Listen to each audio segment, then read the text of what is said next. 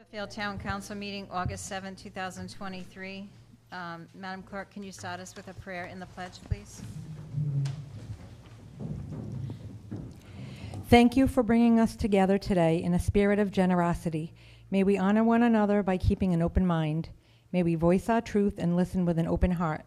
May we discern your will to unite in fruitful outcome. I pledge allegiance to the flag of the United States of America and to the republic for which it stands, one nation, under God, indivisible, with liberty and justice for all. I forgot. Roll call, please. Mr. Beauregard? Here. Ms. Hamilton? Here. Mrs. O'Hara? Here. Mr. Osier? Here. Ms. Alves? Here. Open forum, non-agenda items only pursuant to 424660, maximum 15 minutes. The first person is Dan Kuchar. Yes, please.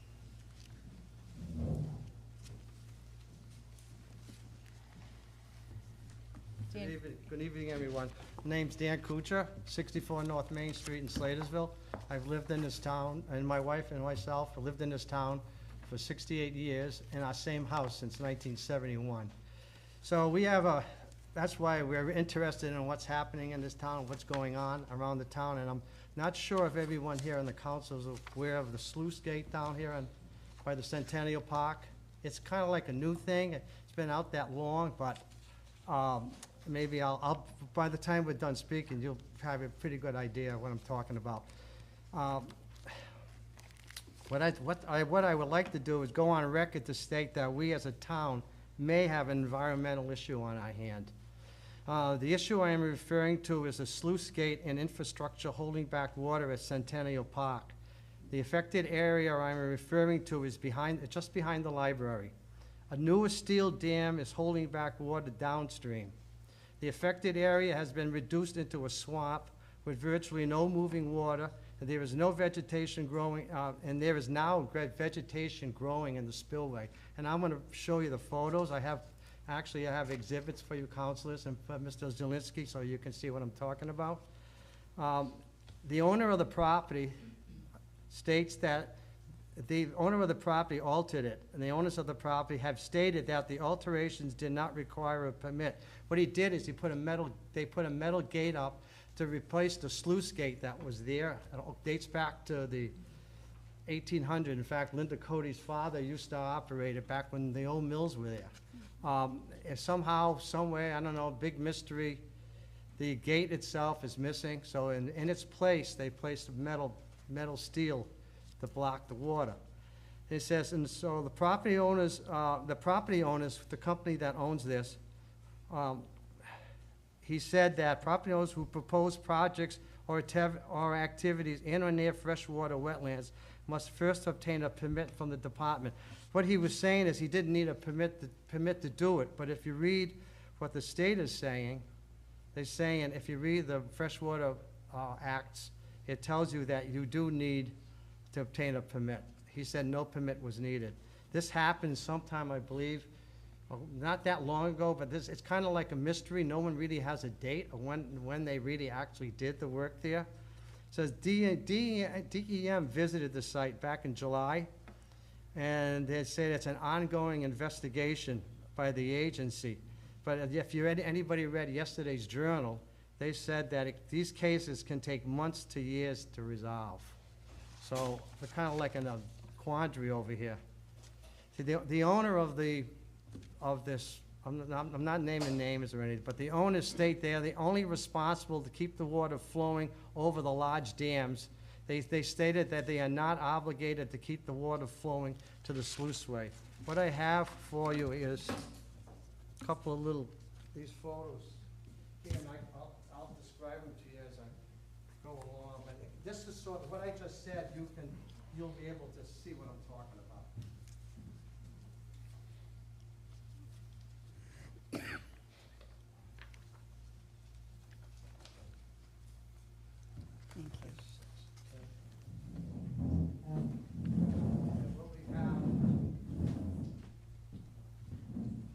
What we have over here is if you look at the photo number 1, that's the slate, that's the gate that they placed there. That replaced that missing sluice gate that dates back to the 1800s. That blocks the water. And if you look at photo number 2, you can see the water being held back from the large reservoir. If you looked at the picture to the right, that's the large, that's where the water's coming through. That's the lower dam. If you look to the picture to the left, that's the water heading downstream. You notice how much lower it is there. If you see the water table, you can see the water table. If you look at picture number 3 where the sand is and everything, well, that shouldn't be that way. If this doesn't pass the eyeball test. I've lived there in this town forever, and always went down in these areas and checked out there and took nice pictures, and there's no water flowing. And if you look at photo number 4, you can see where the water table should be. You notice the markings on the rocks where it's about 1.5 feet, 2 feet below. And the same thing on that 5th photo. You can see the markings on the wall. That 5th photo was taken almost down by the stone bridge. Just before it, just where the overpass is there that goes to the mills. And then you can see the spillway. But notice the spillway? That's the other dam that's there. That water used to flow over that like crazy. See the vegetation growing on it? The water's not even flowing there anymore. And also, if you look again at the photo number 7, that the water is below the spillway. You can see it's about 6-7 inches below the spillway there. And if you look down this area here, you might recognize that photo number 9. That takes us into where the apartments are, and that's that little inlet of water. Now it's just a swampy canal. Back when we were kids, we used to fish there in the middle of the summer. It was never that low, Danny. What's that? Never. It was never that low. Because we Never that low, ever. Walked over the top, you have to be careful because Right, it was absolutely. open shoes. Absolutely. And what I did is, I want to show, maybe I can prove it to you, what I'm talking about as far as the water table goes. That if you look at photo number 6, that's showing the vegetation growing out of it, even during the worst storms that we had, even the storms that we had recently, say the ones we had in July, the water would barely run over that dam, even in July. And this is how it would normally look. This picture was taken in March of 2020. After some storms, not a lot, but look how the water flows there. There's no water flowing there. You can tell from that photo, there hasn't been water flowing over that dam because there's trees growing on the spillway. So what I'm just saying is, I don't know what can be done about it. He's claiming the owners are claiming that their hands are tied, that they did what they could, and they're only responsible for the water going over the 2 big dams, not this little side dam. Does everybody know what I'm talking about there? That little dam? So I'm just hoping that maybe as a town, not pointing fingers, that maybe someone could sit down and maybe there's a resolution to this. He claims that there is, claims that something can be done, but I don't know if they want to keep spending the money on it. He's claimed he spent a whole lot of money on this. If you look at Northern Rhode Island News, that's basically the only place where I saw that article. It's a pretty good write-up on it, kind of like explains what's going on.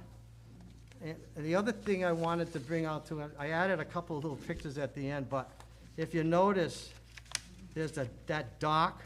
There's a dock in the water. There's right off, it's hanging over the side of the, it's hanging over in picture 14. That dock's been there for 3 years. We had a big storm one year, and for some reason, someone's dock on the upper reservoir broke loose, and it flowed down to here. That dock is sitting there, and there's also the remnants of the dock in picture number 14 in the canal. What I was thinking, maybe while it's dry, we can go grab those things, pull them out before that big dock causes damage downstream. In fact, there was another piece of that dock there that broke away, and went somewhere downstream. I don't know where it ended up. It's probably caught up somewhere else there, you know. And the other thing, those other little photos on the Centennial Park photos, while I was doing my investigation, actually these photos were taken today, you can see there's already vandalism done on the signage at Centennial Park. You notice that picture 10, those signs were just put up. They're beautiful, very informative. They're already running. And if you notice that the Boy Scouts and an Eagle Scout project made that Centennial Park sign, that was supposed to be an information board. There's thumbtacks in there, and you can, people put their notes up, but someone vandalized that too. And then I also know since, I guess the town's taken over the park since 2021 from the library, it's been deeded over from the library to the town. I think I'm correct on that. But, and it's no one's fault, but maybe if we could clean some of that shrub up around there so we can see the sign that says Centennial Park. The town highway department does a great job with everything. I've been going in this area for a long time, and I didn't even see this, so I overlooked it too. But I saw it today. I said, well, maybe you could do a little cosmetic work over there and clean it up and whatever. But anyways, the big concern is, what are we gonna do about this mess over here? I don't know, maybe I don't know if too many people know about it. Probably a lot of people don't, but I think it's important. I think if that thing continues to be the swamp, turns into a swamp, we might be having some issues down the road, so whatever, that's my 2 cents as a North Smithfield citizen. Okay, thank you. Thank you. Thank you. Mike Clifford? Mike Clifford, 489 Black Plain Road. I want to speak tonight about the ballot question that you have going on the ballot in the special election for November for the police station renovations. Have been always totally opposed to a special election. I've been forecasting for years that it was going to end up in a special election because we have a habit in this town of passing a bond, and the people who don't like the results of the bond somehow or other get involved in the new project and sidetrack it, and then the next thing you know, we have a different question in a special election when nobody shows up, except for the small minority group. So I'd like to give you some numbers just for you to consider, because you do have until I believe it's mid-September, you might want to call the Secretary of State's office and find out, to remove the question from the ballot. The question is so vague. You've scheduled public hearings at the last meeting. I don't even understand what you're going to be discussing, because the question is so vague, you can do anything they want with it. And not just this council, but the following council. There's nothing binding in that question. The woman from bond council told you that the only way you can make sure that what the people voted for is done is for the council to adopt a plan and reference that plan in the ballot question. You haven't done that. And actually, folks, from watching these meetings, it's like who's on first? Nobody seems to know where anything is here. The renovations for the police station was supposed to start months ago. You haven't even signed a contract for that, for the temporary emergency ones. But in 2015, we had a special election in this town. And at that time, we had 10,033 registered voters.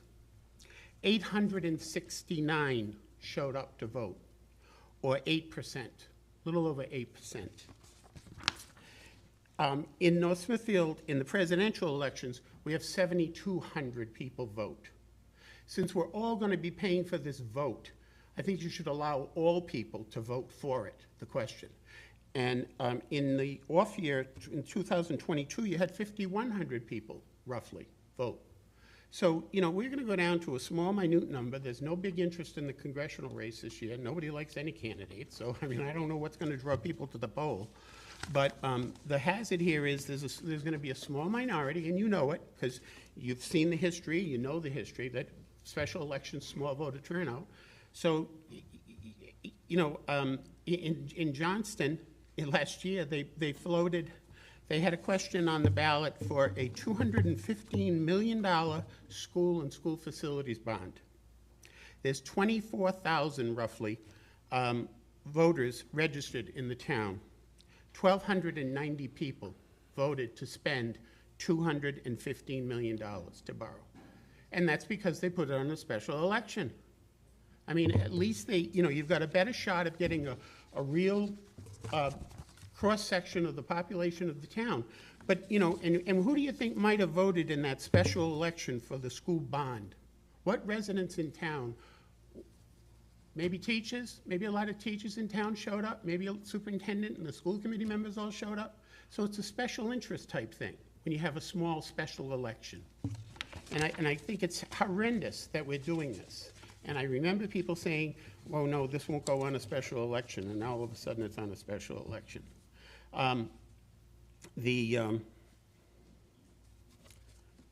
The city of Providence had a special election to approve the funding system for their pension. It's going to impact their city hugely. They have 123,911 voters. 4% of the voters showed up to vote. So, you know, if you want 4, 5, and 7%, great, keep it on the special ballot. If you'd like to actually represent the voters in this town and give them a choice in this thing, then you'll take that question off the ballot, you'll come up with a plan, you'll approve the plan, you'll put new language on the ballot for next year's election when we have a good turnout, and you'll reference the plan in that election. But this is, I'm sorry, and I don't think this is being done by error, and I think it's been well planned for quite a while, and to get the result that some people want. And I think instead of playing that game, you should be representing all the people in the town. And to put this on that ballot is an insult. Thank you. It wasn't bad. I know some other people walked in. Did anyone else want to sign up for open forum? Did you want to go to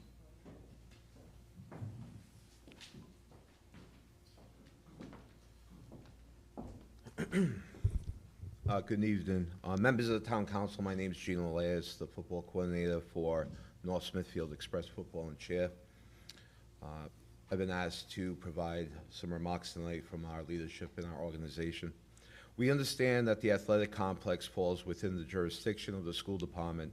However, we think it's important that this council and the residents of North Smithfield are aware of what is going on relating to the athletic complex.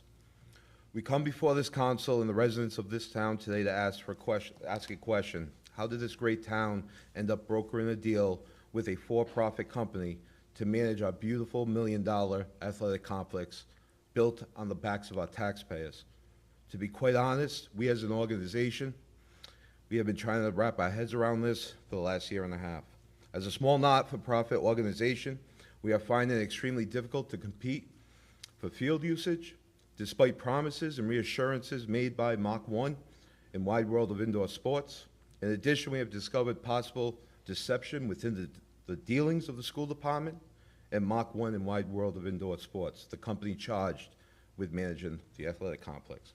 For example, May of 2022, and continuing through the summer months, Express put in written requests and multiple verbal requests to the school department to use the field, and was told on several occasions that the field is not for rent.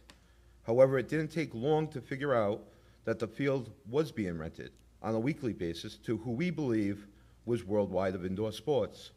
Seeing these fields being used week after week by organized out-of-town teams, Express insisted on trying to rent the fields because playing on our hometown field is part of the backbone of our organization. It's true, when our football and cheer kids step out on that awesome field, their eyes get wider than the field itself. Finally, after seeing teams on the field week after week, but being told the field was not for rent, coupled with a school committee meeting held in August of 2022, in which Superintendent St. Jean pushed for a motion to be passed to allow Mach 1, Wide World of Indoor Sports, to be designated as a sole source so he may enter into direct negotiations exclusively with Mach 1 and Wide World of Indoor Sports to manage the athletic complex. The motion passing allowed for talks, not a contract to be signed or to have Mach 1 Wide World of Indoor Sports begin managing the athletic complex. Additionally, a school committee member recused himself during the discussion and the voting process. We as an organization believe that Mach 1 Wide World of Indoor Sports was managing the athletic complex well before the August meeting. All of this, including the recusal of the school committee member, did not pass the smell test, and we took action. The actions we took included reaching out to members of the previous town council and telling our story, along with emails that were sent to the superintendent from frustrated parents. We also filed several public records requests with the superintendent's office. Within 48 hours of these requests, a meeting with school officials took place at their request. Our Express president was tasked with attending this meeting on behalf of Express leadership. In this meeting, the superintendent, the facilities director, Rob Bonnell, the president of Mach 1 and Wide World of Indoor Sports, was present. Why Rob Bonnell? In August of 2022, Mach 1 Wide World of Indoor Sports was not managing the athletic complex, nor was the school department even renting the field. Well, at least that's what they wanted the public to believe, including us. After the meeting and receiving assurances that our kids would be afforded the opportunity to play on the field they had played on since 1995, we never dealt with the school department again as it related to rentals on that field. Again, Mach 1 and Wide World of Indoor Sports was not managing the athletic complex according to school officials. Remember, they're just in talks with Mach 1, Wide World of Indoor Sports, according to the motion passed at that school committee meeting. Again, doesn't pass that smell test. Despite this, we chose to trust them and rescinded the public records request, and we were able to turn the temperature down with our parents. Fast forward to this season. Express was given 4 dates. We didn't ask for these dates, rather these dates were given to us by Rob Bonnell for September and October of 2023. And we were told to go to our league and get them to accommodate those days for our home games. Express did exactly that, and we informed Rob Bonnell that the league has agreed to give us those dates. Rob Bonnell then informed us it would be $1,000 a day to rent it, and required a $1,000 deposit for those dates, which was given to him on June 30th, 2023. Worldwide of Indoor Sports cashed our check of $1,000 on July 14th, 2023. This past Saturday, August 5th, we were notified that 2 of the 4 dates were no longer available to our organization. A for-profit needed those days to play at the athletic complex.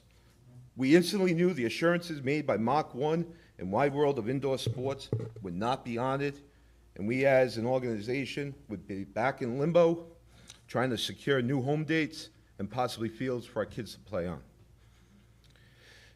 To sum this up, we don't blame Mach 1. They're a business. They can choose to run it as they see fit. To be honest, we get it.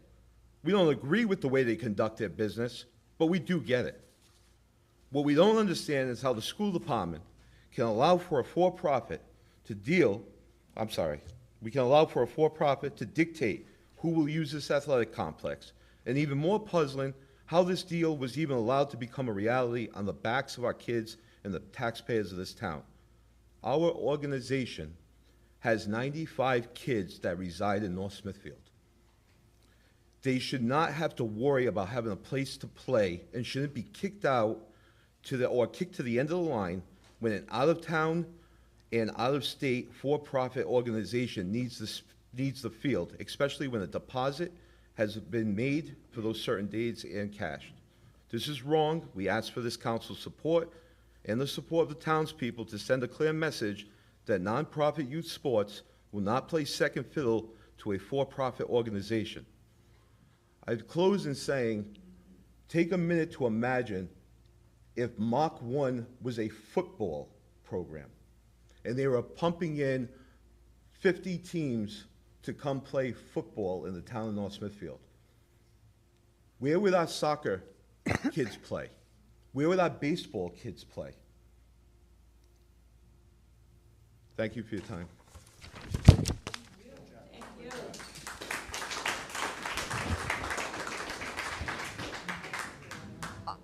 Gentlemen, I know how hard you work, and my grandchildren are involved in this, as with my daughter Catherine Raskow. First and foremost, that field was for our programs and our children. We were led, or else I felt that yes, they could rent it out, but we always would have first choice. It's not too late, I feel, to rectify this.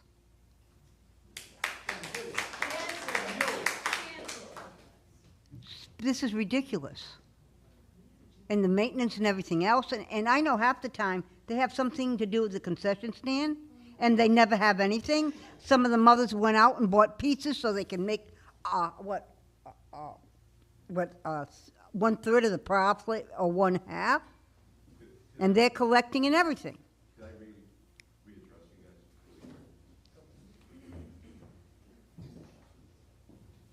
guys? Being a nonprofit, we have all volunteers, okay? Every dollar we get goes back into this program. We're passionate people that care about this program. Our program has 226 kids in it, okay? 154 football players, 72 cheerleaders. To operate a game, we have to pay $1,650 to referees and $1,000 for the field. To recoup some of that money, concessions would be a way for us to recoup it. Absolutely. We don't have that option. But as an organization, we're willing to give it up to make sure our kids have the field they belong on playing on it. They should have both. And to be honest, we draw in crowds of over 1,000 people on a Sunday. The lines are endless. Their Fenway Park pricing and the gouging of the items that they had for sale, we personally would sell dollar drinks, chips, candy, very, very minute things, and we would make $1,400, $1,500. I can't even imagine what they're making. So any given day that we play at North Smithfield High School Field, they're getting $1,000, and they're probably making between $3 and $5 grand, my best guess, off of the backs of our families. And I'll finish with saying this too. We had been promised that we would get something back from concessions, Absolutely. okay? We were promised that. Absolutely. And the response we got from Rob Bonnell was, we only charge you $100 an hour to have our field. So we give you a $50 price break. So if you do the math over the course of 4 games, that's about a $1,600 savings. But we stand to lose between $6,000 and $8,000 in sales of concessions. So they're doing us no favors. It's all smoke and mirrors with these people. And I'll end it at that. Thank you. That's bullshit. Is there anyone else that wanted to go up for open forum?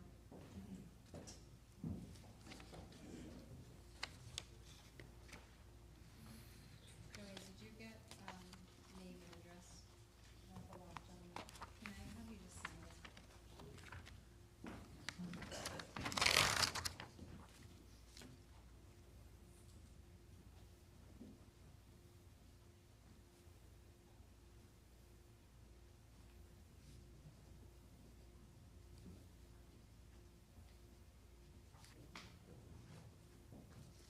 All right, moving on, North Smithfield Town Council sitting as Board of License Commissioners, a discussion by council vote or other action on local food truck establishment, DBA, My Nessa numbers, Snack Truck, okay.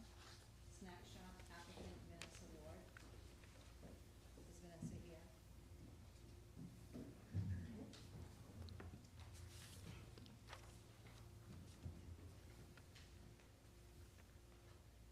Can we go forward without the applicant You here? can if the application is, the application's in order, Madam Clerk. Yes, it is.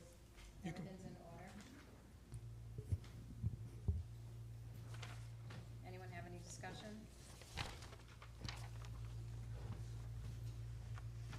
Anyone like to make a motion? I'll make a motion to approve an application for Vanessa Ward, mobile food truck.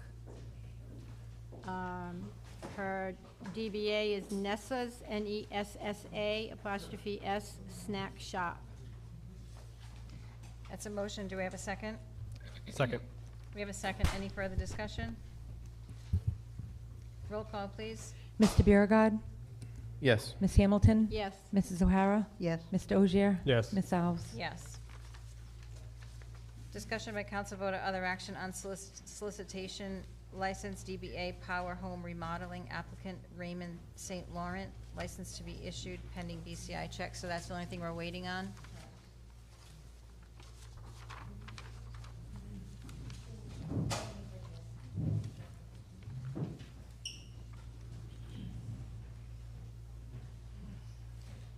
How's it going? Hi, could you state your name and address, please? Yep, Devin Ellenwood, 5 Paul Court.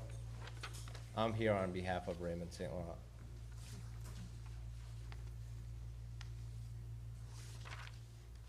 Anyone have any questions or discussion? So this will be going door to door? Yep, No later, will we have hours of operation 10 a.m. to 8 p.m.? yes. Should it be a little earlier now that it's getting darker? want I door hate to to have door. somebody knock on my door at 8 o'clock. What do you think? You know, young man, I know people have to make a living, but I'm not for this door-to-door.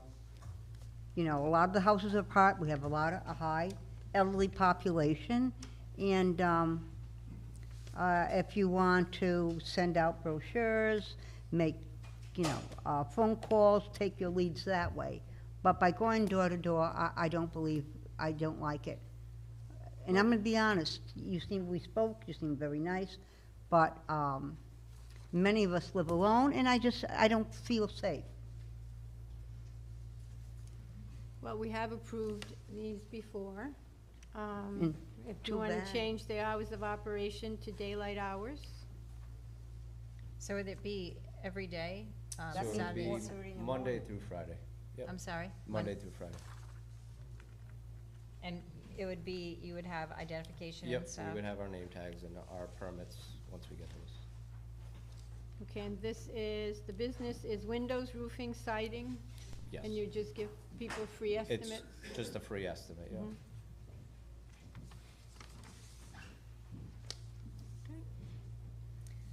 Now, sunrise is sunset, which means in the winter, 4:30, you can't take any more solicitation, right? Well, not sunrise, definitely not sunrise. Well, that's my time of day. But, well, I'd rather see them come earlier. But in the winter, you know, it gets, depending on, you know, the forecast, it can be dark by 4:30. So do 10 to 4. 10 to 4. But I'm still not in favor of solicitation, not in today's society, not what's going around, and especially because we have independent people still in their own homes, and very social people, but can't see it. Any other further discussion? Well, I agree with Claire in the sense that I know where she's coming from. You don't want people knocking at your door. But we, like Paulette said, we have approved these in the past. And it's, Well, society hasn't been like this in the past. I mean, man's making an honest living. I just hate to, I understand. I even joked around to Paulette. I said, just make sure we add down, no going down Edward Ave. But honestly, we can't deny the man a right to make a living. And we have done it in the past. And we have to consider the safety of the old people in this town. I agree. Many still live in their own home. Are there background checks done on every Yes. employee that's listed here? Yep, every town we go to. And they're filed with the town clerk? Yep. So what are we waiting on for? BCI background. BCN. Anyone like to make a motion or any further discussion?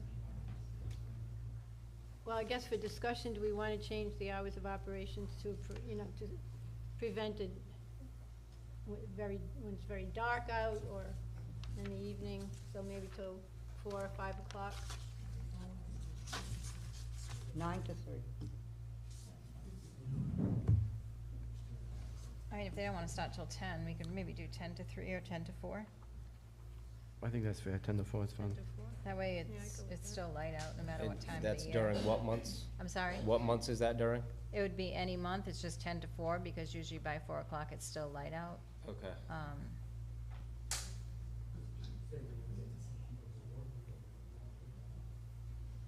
That's a good point.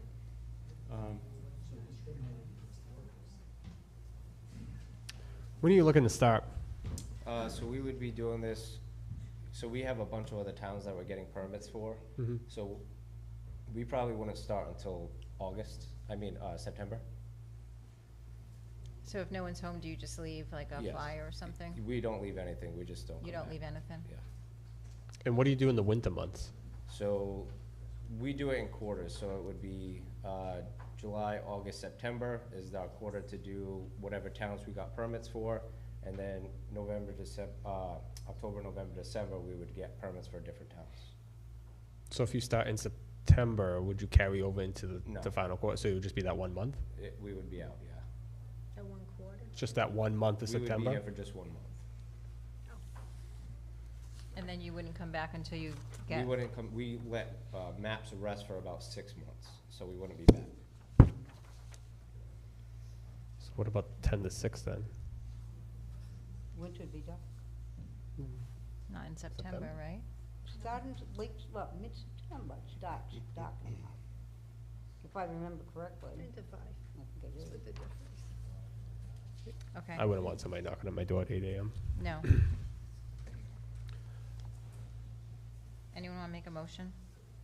So did we decide on hours that we want, that we're more comfortable with instead of the 10 to 8? Are we saying 10 to 5, 10 to 4? I think 10 to 6 is fine. 10 It's to still pretty 6? daylight. I mean, most people are coming Okay. home. If it's a balance, a compromise, I think. If people are there, they can interact with them. If not, then Then move on.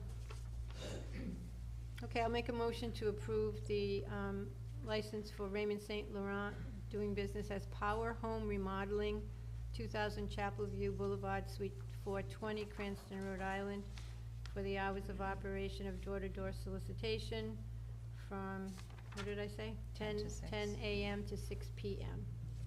Pending BCI. Pending BCI checks that come back well. So we're gonna need BCI checks for all 9 people. Yep. Okay. All right, we have a motion. Is there a second? second. We have a motion, a second. Any further discussion? Roll call? Mr. Biragad. Yes. Ms. Hamilton. Yes? Mrs. O'Hara. No. Mr. Ogier. Yes. Ms. Alves. Yes. Thank you. Thank you.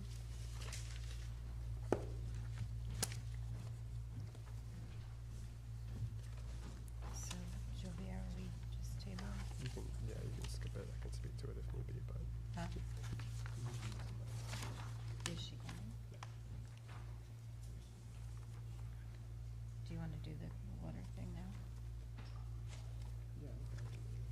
All right, so we'll do new business, discussion by council vote or other action on report from the Water Supply Review Committee. Mr. Ogier?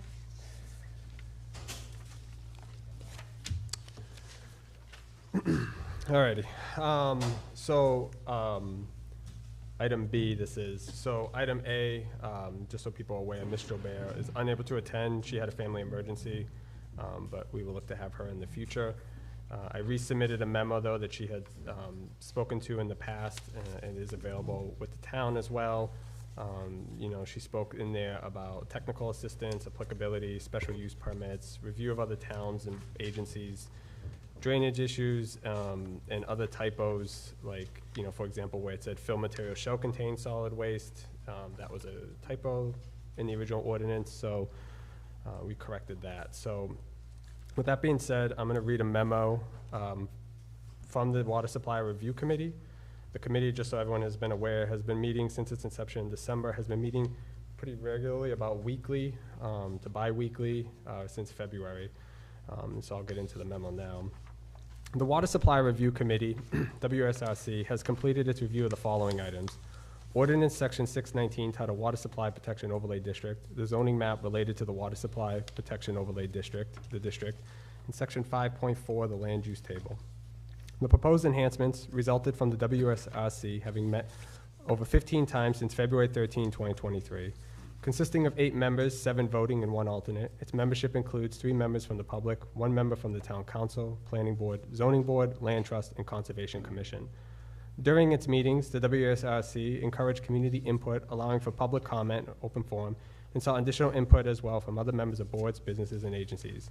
Additionally, the WSRC also live-streamed an informational session on 5/4/23 with Lorraine Joubert, who was referred to the group from DEM and works for URI Extension, Department of Natural Resources. She is one of the state's leading experts in this area and has worked with North Smithfield in the past. Furthermore, the WSRC also spoke with members of DEM and EPA while reviewing ordinances and comprehensive plans from other cities and towns across the state. In doing so, the group feels that the proposed enhancements are consistent with not only state law, but best practices being conducted.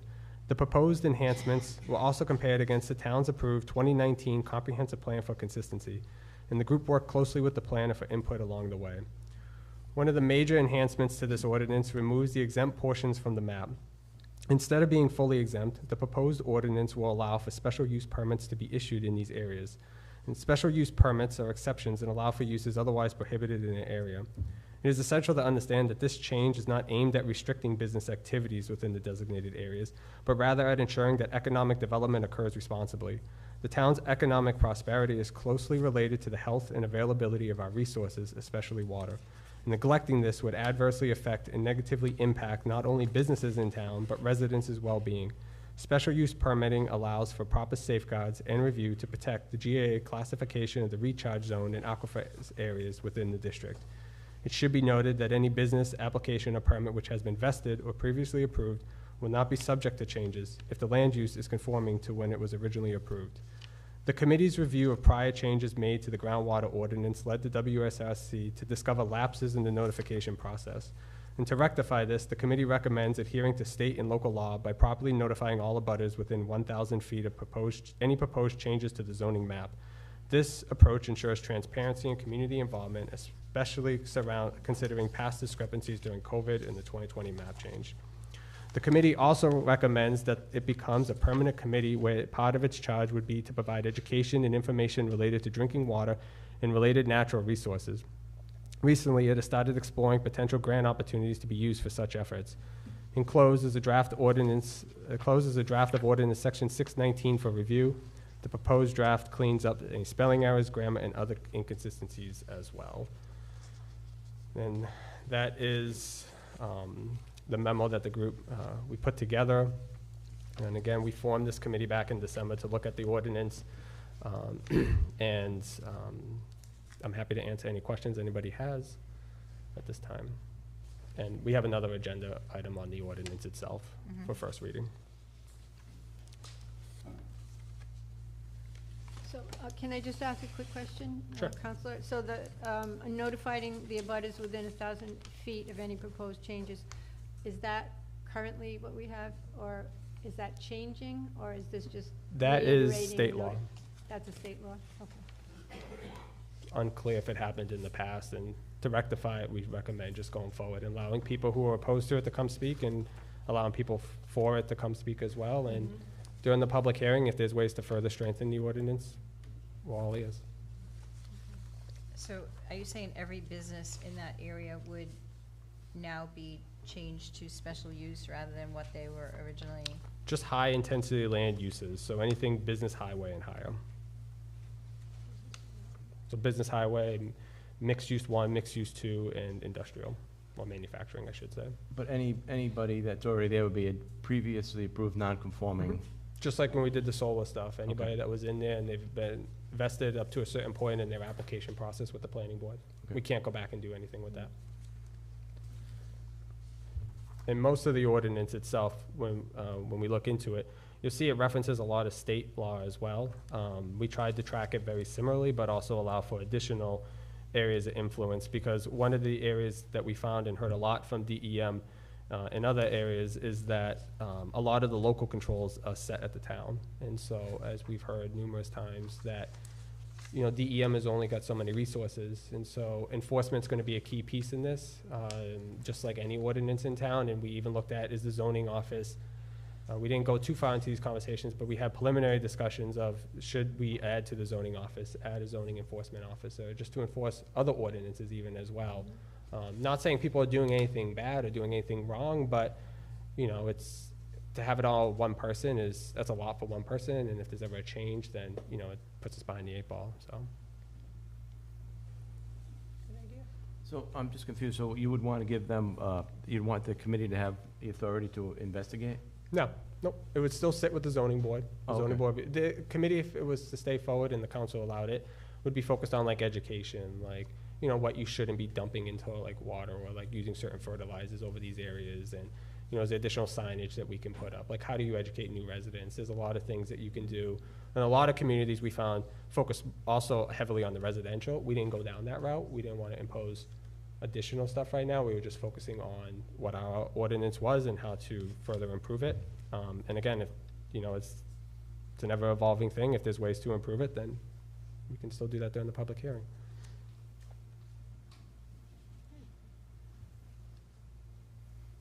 I like the education part of it. I think that's really important. So how do we go forward with, you said that you discovered lapses in the notification process, so how do we change this going forward? Well, we're gonna recommend just sending out a letter to about 900 residents. And that's everyone in that area? Everybody within 1,000 feet. That way, it's kind of resolves itself in that sense. I mean, during COVID, during everything, I'm not gonna go backwards, but, you know, people that are in those areas, they should be aware that these things have happened to their areas, and they should be able to come and speak against it. And people that are in it that say, hey, it's too much, then they should be able to come and speak against it. And by doing that, everybody will have an equal footing to come back and re-express their viewpoints on it, if they so choose. And we're gonna schedule that public hearing tonight, right? Yeah, so the preliminary dates of the public hearing is, I believe, Joanne, you can correct me if I'm wrong, but 6/19, 9/19, right? Yeah. So September 19th.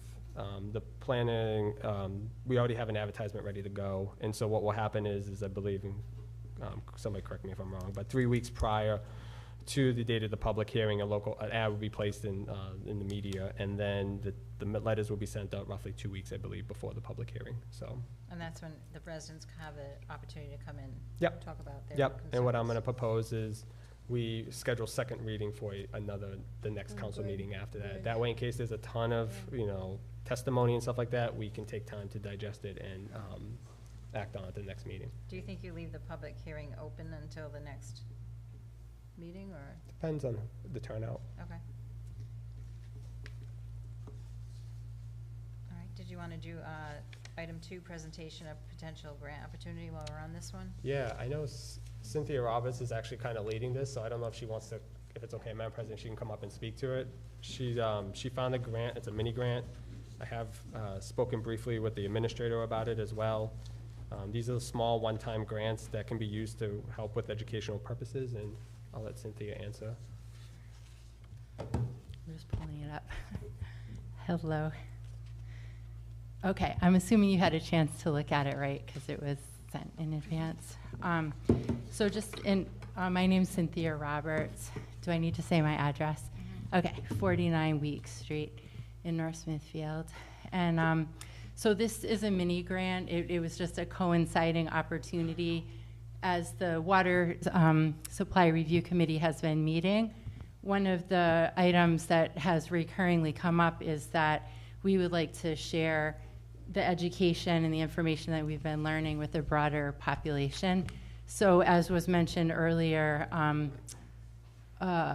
Lorraine Joubert, is she presenting? Okay. Not tonight. She did a really informative presentation. Was it to the planning board? I'm trying to remember. Okay, to the water committee, and then members of the planning board were there too, and the public. And through working with her, we learned about some services that the URI extension provides to help educate residents about water quality for their private wells. And we know that about, I think, a third of our population has private wells.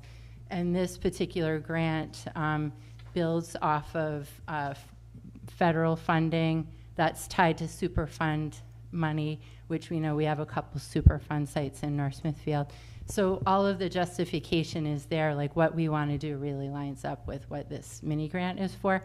So it's for $5,000, and we roughly cut it in half, and we said half of the money would be we don't apparently have like an activated social media channel that the town uses, so we don't really have a social media channel for communicating with our population. So we thought we'd use mailing to like mail the information that we'll be compiling from the information that we get from URI, from the extension. And the other half, roughly, would be to support residents to voluntarily test their own wells. And there's a person from URI, Allison McCann, who's been doing this for like 30 years. She's an expert at this. So she goes to communities. She was just in Charlestown, and she, educates everyone about how to test their wells, what you're looking for. And then we found out that it's $95 for a 1-year test, and then it's more for like a 3-year test, a 5-year test. But we thought for the 1-year test, we could make like 100 available, like to the first 100, I'm sorry, 25.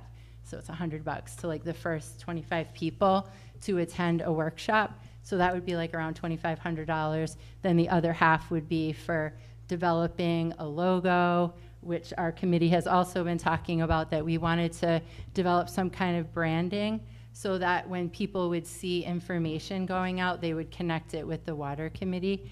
And especially, I'm sure people here know about how also recently our PFAS values are higher than they should be. And we also know that the range got lowered, so we might have even had higher PFAS in previous years with a higher threshold, and then it just wasn't on the radar. So we know that there's a lot of partnering that we could do with the school committee, with the superintendent, communications around that, and testing, well testing. And another piece down the road is really public water too. So there's like 3 things: the aquifer, the private wells, and then people who get public water from the Woonsocket system. So those are the things that we want to begin educating about. We shared the kind of how we meet the requirements of the grant in this memo. There's no funding match required by our town.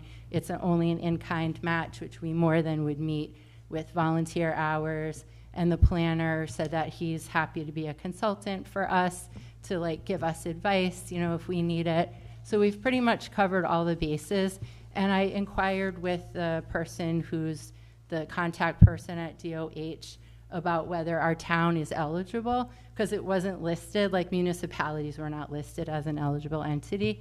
And they said yes, the town is eligible, because otherwise we would have gotten like a community organization to be our lead applicant. So we don't really need anything other than the town to offer its EIN number when we apply, which I assume Mark Carullo, our planner, uses whenever he applies, and Bobby apply for grants. So that's what that is. So we hope that you're supportive of it. And like I said, it's just really good timing. And there's not really a reason why we wouldn't get it, because it's very aligned. That's great. Do we know what kind of turnaround time? I mean, it says it has to be due. Yeah, it's due this Friday. We pretty much have it written out. Like everything that's in that memo to you is the information. We have to refine our budget a little bit, because if we did an actual mailing, like a paper mailing, we just have to really ascertain what the number of households are, and that might not end up being affordable. So we might want to invest the money more in like print materials that we can then disseminate, through the library and through schools and stuff like that. It just might not be a sensible method to actually mail it. We just have to calculate that out. But either way, we would be doing some type of education. And then there's a lot of in-kind support available through URI, including the trainings, which there's no charge with those. And kind of once we get in their circle, then we'll find out. They also have a like an emerging partnership with the Department of Health to provide more education about the PFAS chemicals, because that's an emerging issue. So once we establish those relationships, we'll have access to more education as we learn more about PFAS chemicals. That's great. This is terrific. So do you know how long it takes for them to decide if we are awarded? I'm not sure of the turnaround time, but they said they wanted a 4-month turnaround for us spending it, and it is a mini grant. So usually the mini grants are fast turnaround because they're trying to push the money out. Good. That's great. Thank you. Sure. Are we all set? Do you have any questions or anything? No, thank you very much for Thank you. for doing Okay. this. This is Thank great. you. Thanks for being interested.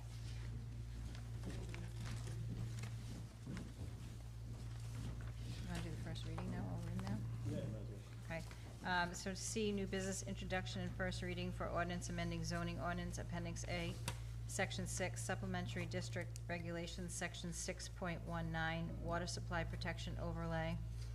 District proposed changes to Code of Ordinance 6.19, water supply protection overlay district, and scheduled public hearing. Mr. Osier. Yeah, so just as I referenced, there's two versions. They're the same versions. One is just a little cleaner to read. That's the one that is the longer form one with the numbers off to the side.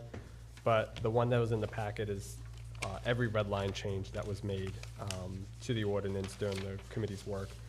It also references areas where you can go to either to the state to look at where we may have drawn off of some of the information for further additional follow-up or information.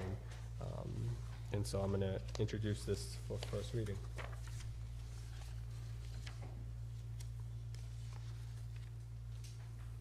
You don't need to take a vote on it, right, David? The scheduled public hearing is the next step in referral to the planning board. So keep going with that. Public hearing will be, it looks like tentatively, or right now, I think we've scheduled it for September 19th, which will be one of our council meetings in September. And in that time, the planning board will get a copy of this as well and look it over and determine if it is consistent with the town's comprehensive plan as well. And they will offer a written support back or against, or whatever memo they decide to write as it relates to the comp plan for the council to consider during its public hearing. So are you gonna have this at the same time as the, I thought you wanted to have the meeting at a different time for the second, or am I confusing? So the planning board will meet during one of their planning board meetings. I believe they're looking to meet either in August or September with this. And then we would meet on September 19th, which is a Tuesday. That's our meeting that week. So they would be separate. So the public hearing would be the opportunity where residents can come and speak. And then I would recommend that the meeting after that, depending on the amount of volume of potential people that come or whatever, because these things impact zoning, it would be prudent to schedule the next meeting to have a discussion about it. So the second reading would be the 2 weeks after that meeting. Okay. Any other discussion? I just have a question. So that you're going to have, technically, this isn't even the first reading, then you're going to do the first reading on the 19th? This is first Oh, reading. this is the first reading. Yeah. So is your committee meeting from now until? Well, we have to approve some minutes from one of our last. We've been meeting weekly, so we have like 2 minutes to approve, and we may meet to talk about the grant. There's a possibility we may meet. The only reason I ask is, and don't take this as I'm against what you're doing, I think it's great, but we have kind of in a unique situation in North Smithfield, our industrial area. The businesses are primarily owned by people that actually live in North Smithfield, and it's kind of unique. So the people that own these properties and run these businesses, they have children growing up here, and they're drinking the same water that everybody else is drinking. So it's not like they don't care. It's not like Phillips, where we had the guy to fly in from another state. So these guys care about the water just as much as anybody else. If I could make a suggestion that you get input from these business owners that live in town about the ordinance change that you want to make, and they might be able to tweak it and make it work for everybody, instead of I think it'd just be worth hearing what they have to say. So since we've introduced it, like I said, we're open to new ideas as well. If somebody wants to come in from a business and speak, here's how it impacts them and here's how they think it would be approved upon, I would suggest that they do that during the public hearing. And then we can make those determinations as well. Because since it's already now been into first reading, I don't want to stop the process just because it leads to a chain of events that have to happen after. But, I think that's where if somebody wants to come and speak during the public hearing, more than willing to listen. We've had open forums, we've had open opportunities for people to come and speak. The committee's been very focused on getting community feedback. We understand that this may be viewed as, adding restrictions. That's not the approach we wanted to take. We were very cognizant that, you know, the town's in a very peculiar spot because, you know, it needs commercial revenue, it needs commercial development. And it's not saying that every business in town is operating negatively. We don't even think that at all. We just were saying that we need to protect the resource with everything that's been going on, not only in our town, but you look at Millville, they've had to relocate schools. You look at Woonsocket, they had a wastewater issue. Things happen, situations happen that, you know, like I said, DEM and the state are gonna look back to the town first. They just don't have enough resources. It can take months for them to see or hear something. And so I think if we were to make a change, we should make that change during after the public hearing. But by all means, I'm not opposed to listening to any idea out there. And Industrial Drive is relatively new. All you have to say is it's relatively new. A lot of people have been a lot of businesses have been very responsible. They bought land, they made sure if they found anything to hinder or hurt water, etc., out of their own pockets. They've done a lot because it means a lot. And so far, it looks pretty good when they're setting a business up. It doesn't look like when we're coming into 146, you don't know what's there, what's here, what's piled, the rocks. It's not very inviting. It's here, welcome to northern Rhode Island, and you just say, oh, God. They're taking the young, relatively young people, and they're here to stay, and they're here to grow, and they're responsible. So imagine if we all work together in this aspect, it can only make our town safer and more inviting for people to come in, knowing that they and their children will be safe. So may I ask a question? Are you thinking if they had a meeting prior to, that someone could go to that meeting? Is that what you were referring to? I only say that because I think the business owners, because they're residents of North Smithfield, and they're not just some unknown entity, that they actually live here, their children grow up here, that I think that they might be a very, very valuable resource to maybe help craft the ordinance. So are you having a meeting? Could someone go to that meeting, in other words, or just reach out to you if they have suggestions prior to, in addition to the Yeah, public so hearing? I'll defer to David in a second, but I think, so even if we meet again, yes, we always have open forum. Anyone from the community is welcome. You know, anyone is able to speak for as long as they want. We have no problem listening to people.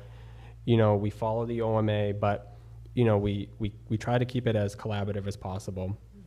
So if people came and they wanted to speak to it, the difference is that, you know, then it's, you know, I would think procedurally, again, it would make more sense to speak during the public hearing, because otherwise it would be then, you know, I would be reading in testimony essentially for the public record to say this event took place on, say, August 15th, and this is what we discussed, and, you know, these people wanted it to be on the record as to these changes that were taking place. And there's nothing wrong with that, but I think, you know, it may, in the collaborative spirit of a public hearing, you may be able to kind of hear what's being said and, you know, get a better product as the end result. By all means, though, if we do meet, I have no problem with people coming and speaking. And if they want us to relay information at the public hearing, I'm willing to do that as well. You know, the focus here is on obviously preserving the natural resource, which is the water and the aquifer and the future generations as well. You know, we want to make sure that that drinking water is not, you know, we don't want to have to worry like 20 years down the line that, you know, we had the ability to control something. Because again, it's, you know, with the special use and stuff like that, it's, you know, you may be able to, I'm just going to use an example, I know it's not applicable, but you may be able to, say, put a hospital with the guidelines from the state. But does the town really want a hospital in an industrial drive area? So, you know, that's kind of where the special use comes. It's another set of eyes to kind of make sure that, you know, it talks about hiring a technical and assistant and stuff like that. And we can drill into the meat of it all during the public hearing. But David, in terms of that, if we were to meet as a group, is that kind of how the process would have to work? If you're gonna meet as a group and take more information, you can. You could submit that information at the public hearing, but if, let's assume a group convinced the board to recommend changes, the public hearing is the time to recommend changes. Okay, so I'm right in my line of thinking then. Okay. Does that make sense? Yeah, that's what I was thinking. So we would make all changes at the public hearing or after. Do you need to make a motion to, reading, it just gets scheduled for a public That's it? hearing and Okay. referred to the planning board. Madam President, if you could, when you finish with that item, could you recall B2 in the new business? For a moment? Motion to, do I have to do a motion? I don't think you made a motion, I think you could just recall it. All right, recall item B2, presentation of potential grant opportunity.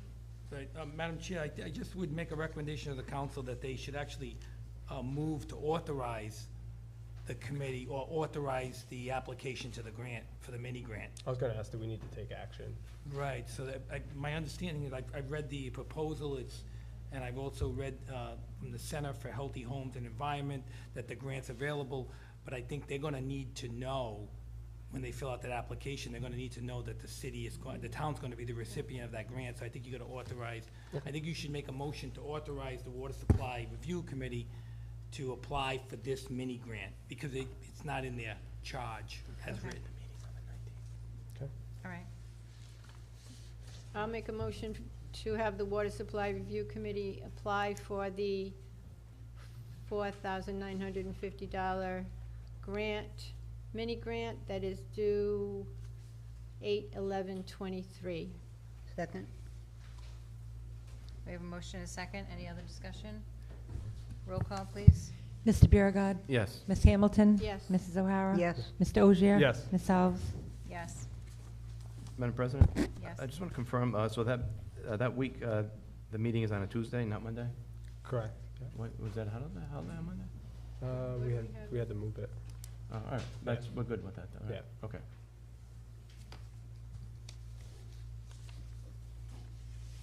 All right, I think we're good. you're all set? Yeah, all set Okay. with that. Let's move up, item F, discussion by council vote or other action on municipal building review task force, Mr. Nordstrom, Mr. Vadney. Also, I have Mr. Weaver here from the trust, so if we can go to item 1, potential discussion with Rhode Island Interlocal Trust. Mr. Weaver, do you mind going to the podium?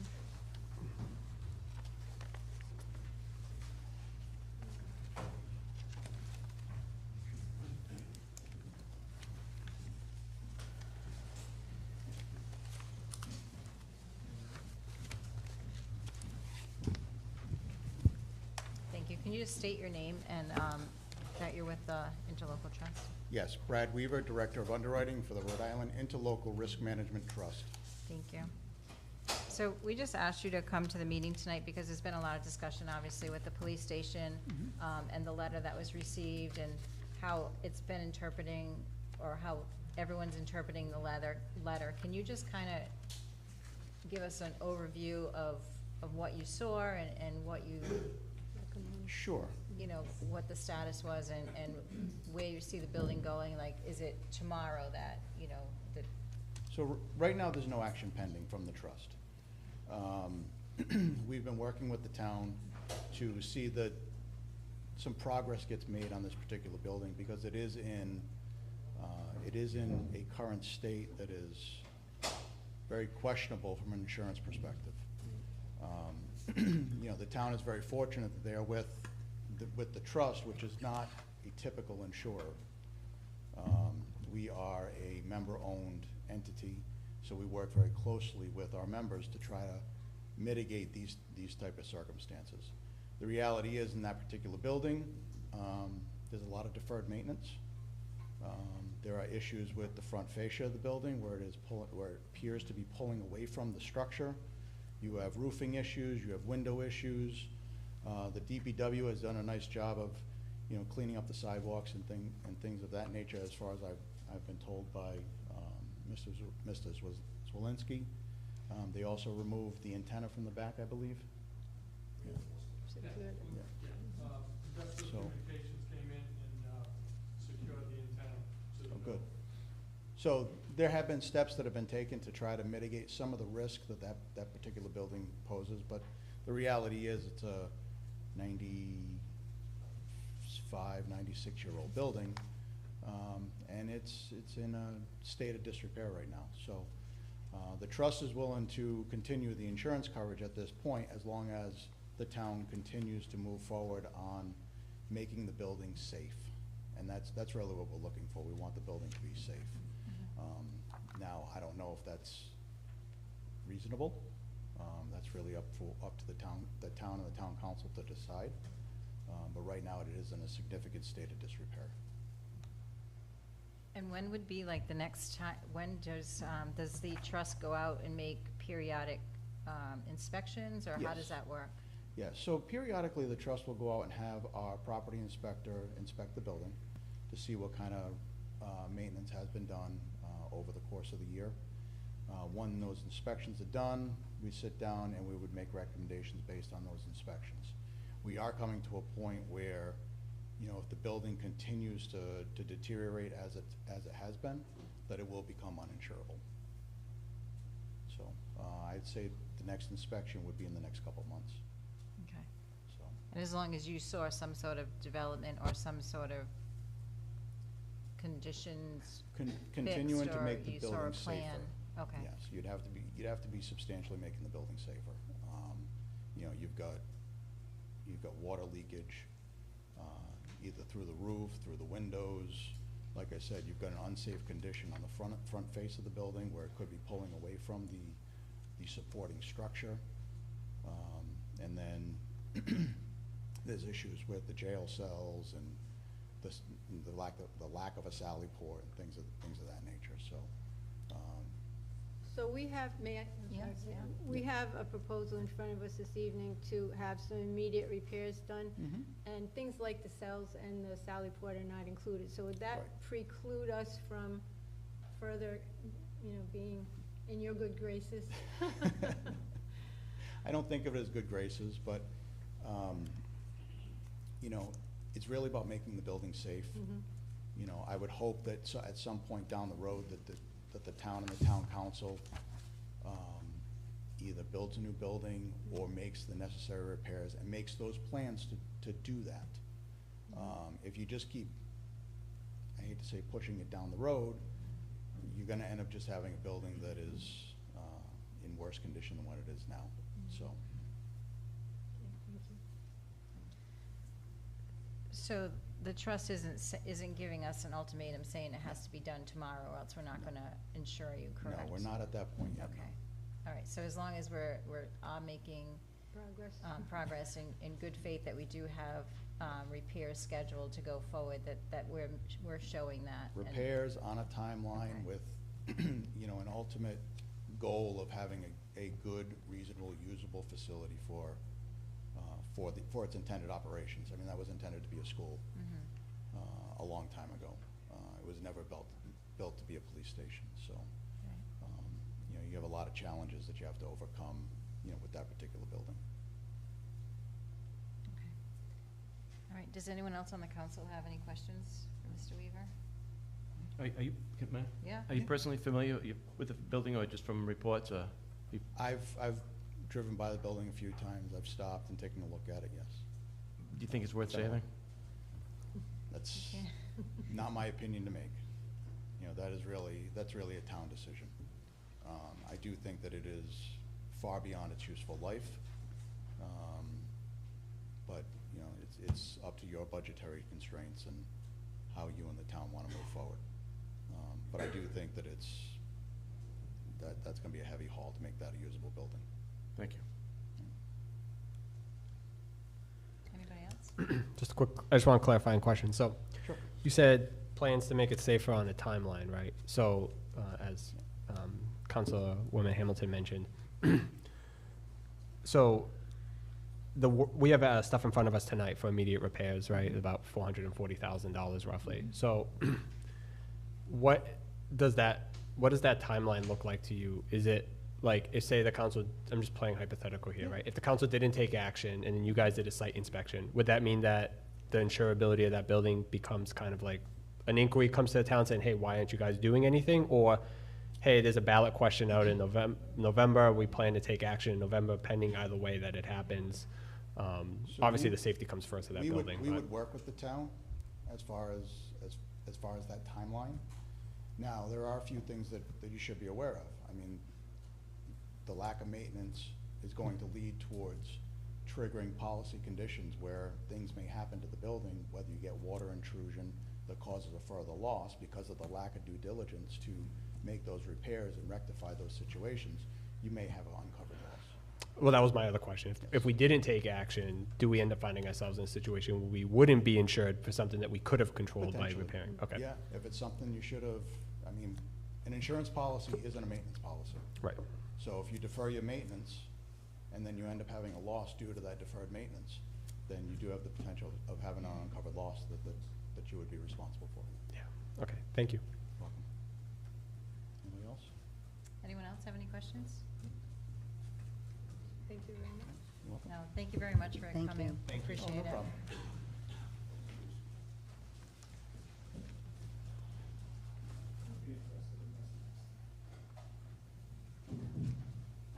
Number 2, invoice 46313 to Tecton. Madam President, you should have a letter from the task force recommending approval of invoice number 46313 in the amount of $5,600 to Tecton. That is for services rendered.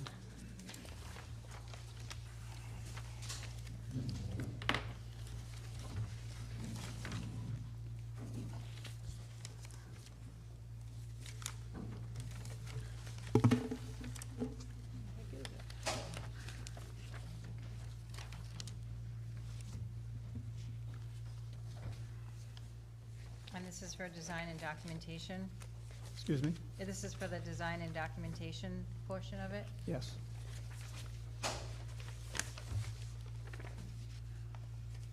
Anyone like to make a motion to approve the invoice 46313? Madam President, Mhm. make a motion to approve the invoice 46313 for Tecton Architects in the amount of $5,600.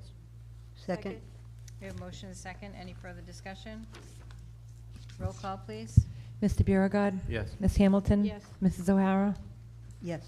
Mr. Ogier. Yes. Ms. Alves. Yes.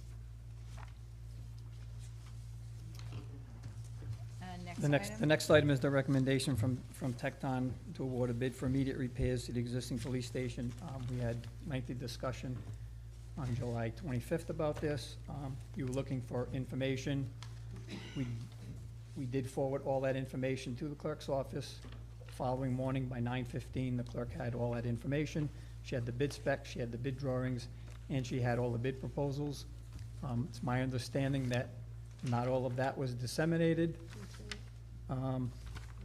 This is where, let me go off track a little bit here. This is where we need to work on our communication, task force, the town council, we need to work on our communications here. If you're not getting something and you requested it, you need to let us know that. I did put a question out there on Friday to the president and vice president of the council, asking if the solicitor had reviewed the contract, if there were any issues with it. I didn't hear anything about it. I don't have the authority to just willy-nilly call the solicitor. This is something I think that the council needs to take action on, to authorize the task force, or give the task force the authority to contact the solicitor for advice and to look at things. I can't tell him what to do. He doesn't work for me, he works for you. But if you give him that direction, he can answer questions for us, he can follow through on this. But anyways, so we need to work on that communication part of this. I did, however, find out at before noontime today, and I did forward those contracts to the solicitor for his review. And my understanding is he did respond to them that he was okay with those contracts that were submitted. They do meet and I was not really concerned that they wouldn't. I've done this. And so I know that the clerk does have all that documentation, and I'm sure that she will get it to you. No, she did. So it's still the recommendation from the task force that we award the bid for immediate repairs to Dubon Masonry Construction as the lowest qualified and responsive bidder in the amount of $265,000. Also, alternates 1, to add exterior stair repairs. Alternate number 2, add removal of brick above windows and frame. And alternate number 3, add sidewalk and ramp repairs be accepted. Total amount would be $440,000. If you've looked at, well, you couldn't have looked at them. No, we did. In, Well, in, I in, did, yeah. huh? I did, I received it. No, Probably in the contract, though. Yeah. in the contract, it does state that Dubon will hold those numbers pending his investigative repair. He's not gonna change them, but if he investigates and we find we don't need to do some of that, it will come off. So we're putting it in there just to award it all, should we get to that point. But if we find out that there's a different solution to fixing that he has, this is what they do, we may be able to change that alternate. But it's still our recommendation to award the contract to Dubon. Can I just make a comment about communication? I said at the last meeting, I'll say it again, I think anytime that there's a potential contract that's going out, I think that the solicitor should review it first before it goes out into any RFP, RFQ. You know, I think we are winding up in a situation here, and I was for approving this at the last time meeting, I'm for approving it again. I still think if something was to happen, we just heard it, if somebody was to get seriously hurt at that building, I think, you know, it's in such a state of disrepair that, you know,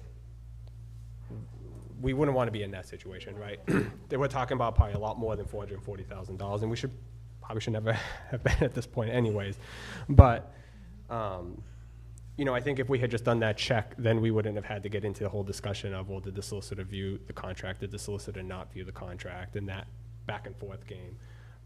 Well, I did see your email late over the weekend, and I did contact This is my point, David though, today. about the communications, because we did review this, and I'm not trying to throw anyone under the No, bus, no, I'm understand. just saying, I think We did it's a good review checkpoint both ways. We did review this contract, and Tecton worked on the But who body of the reviewed it, Paul? contract.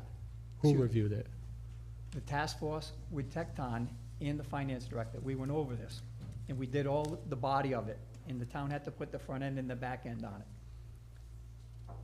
It wasn't for me to say, make sure the solicitor looks at it. No, I'm not And that's what I'm disagreeing saying. with This- you. this I'm just all- saying I this is all think, my- This is only my point, Ms. Stillard, is that we just need to work in this communication. I- If you want that done, and you want us to have the solicitor review it, then we'll make sure the no, solicitor I gets think it. we should have a joint meeting if that's the case. I think giving free reign of the solicitor is not a good use of the solicitor's time.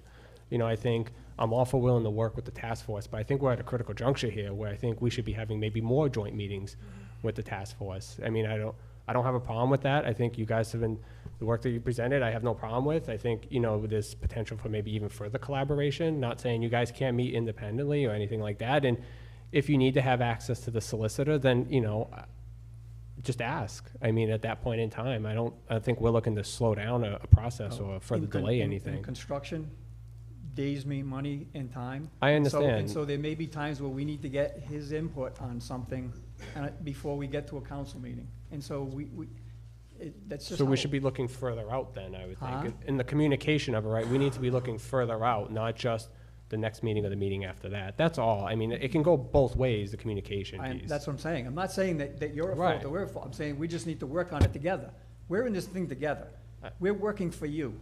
We're in this thing together. And so to come to a meeting or find out 6 hours before a meeting that you didn't get documentation that was sent 10 days prior, if you didn't get it, you gotta let us know.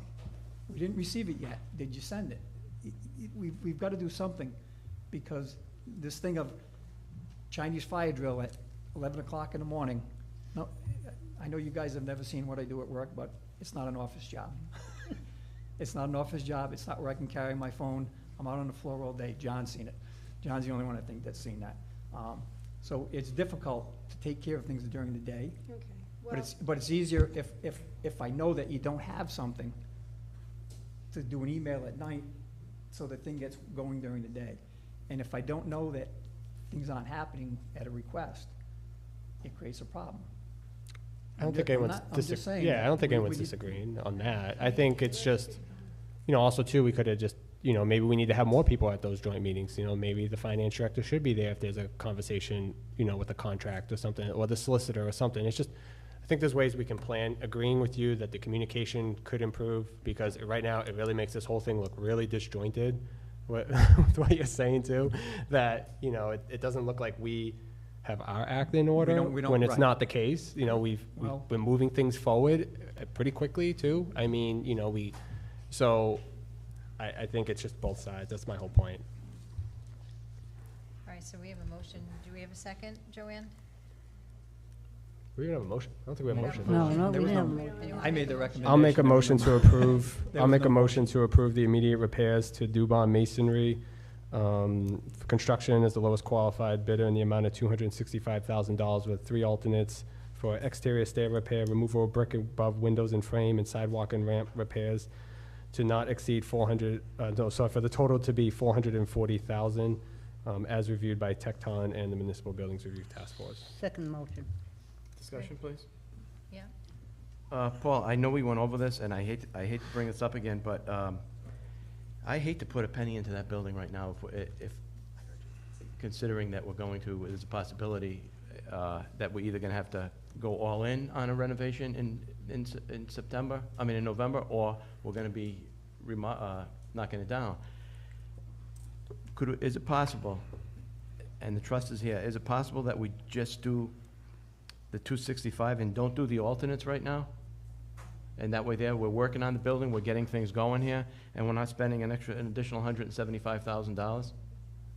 I think we lose the pricing, right? The reason that we put that as alternates like that, alternate 1, 2, 3, was so we would have a shopping list. We didn't know where the numbers were gonna come in. We actually had an estimate of $760,000 to do this work.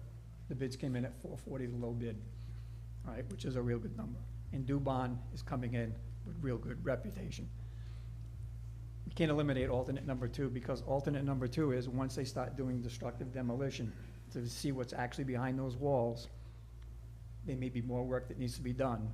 That's what alternate number 2 covers. Now, I understand your concern. We're all in the same boat. None of us want to spend this money if we know that we're gonna build a new building. So we're gonna Or even if we're gonna, well, If you you need to put- build a we're new gonna building. renovate that You one. really need to build a new Of course building. we do. And we're at that point. That's the decision that's been made, and that's the road that we're going down for a November question. You're still gonna be in that building for another 2.5 years. You still need to make these repairs. These are temporary repairs. These are not fixes. It's not throwing money away. It's stopping the roof from leaking. It's stopping the wall from continuing to delaminate. It's fixing the windows that leak. It's fixing the rusty door that doesn't close right. It's not addressing all of the concerns. It's not gonna address the cells. It's not gonna address the Sally Port. It's not gonna address some of these other things, because the reality is that building, you can't fix the cells in that building. 7-foot ceilings creates more code issues trying to fix that. If you really want to save the building, you would have to gut the building, jack it up to build a bigger basement with the right height and everything. So this is buying us time to get to that point. That's really what it's doing. No one is disagreeing that we really don't want to spend this money, but we kind of have to spend this money. Just when we do vote, I'll need to amend the motion to authorize signature, that's all. Well, there'll be 2 things. Yeah. We got Just saying authorized we for need to 2 include things. that piece, but- Once you guys approve this, then I'll ask you to make the recommendation for the other piece. So one of the things that we have here is sidewalk and ramp repairs, and we know the ramp repairs were not done, but the sidewalk was done, so is that gonna be backed out of this? It can be. Is it? Will it? Can it? Huh? Should it? Will it? Because it's already been done. I don't wanna pay for it twice. Mhm. Subject to review. But we can eliminate that sidewalk repair. So the subject to review, if they look at it and they say, DPW didn't do a Well, good enough subject to job, review, does that I'll be mean, hon- I'll is be that what honest that with you. means? I'll be honest with you. I'd like Mr. Weaver to go out there and look at that sidewalk repair. All right, I was just curious, who It's que- makes the it's decision? questionable. It's questionable. It was replaced and repaired, but it's questionable. It's gonna be reviewed. If it doesn't need to be done, it will be taken out. We have that opportunity. The contract gives the town that flexibility.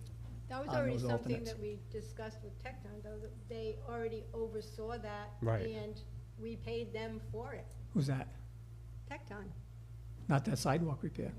That was part of, I thought Tecton said they reviewed it. That was They part said of they this bid. reviewed it. That was They- part of this bid. Oh, no. Tecton had nothing to do with that sidewalk repair. yes, That was because done, we that had was a done by the. discussion saying that they had charged us. It what wasn't was it, sealed properly, 5,000? there was something about the ceiling of it, and there's additional work that probably needs to be done, but they did say that it was, I thought they did mention. The ramp and the sidewalk are 2 different issues. I know. Right. I'm 2 talking different about the issues. sidewalk. The sidewalk has been dug up and repaired, or had been re-cemented. It's not really smooth if you go and look at it, and it may I be, did. it may I be looked other, at it. it may be other issues. Someone with a walker may have issues with that. The rest of that repair is for the ramp. The ramp is not keeping water out of the building. It's letting water into the building. Right. And so they have to go in there and saw cut the building and put in a flashing, and that's part of the bid. I The understand. sidewalks and the ramp and all that was all part of the bid. Just Okay. like anchoring the back stairwell, the iron stairwell has to be re-anchored in the ground and all that, all those things. Sidewalk being repaired by the town can be backed out of this if it's suitable. But who makes that call? Huh? I just want to know who makes the call. Is it Dubon or is it the trust? Maybe the trust. It's not gonna be Dubon. It's not gonna be Dubon. I think we It's should not gonna be know. Dubon. Because, I mean, I'm assuming we spent money to fix it, right? It wasn't, Hmm? we had to pay for the materials to fix the sidewalk, right? It wasn't, No, it wasn't pro bono. Someone right. did the work and someone got paid for it. Someone bought the cement and the town did the work, actually, I guess. All right.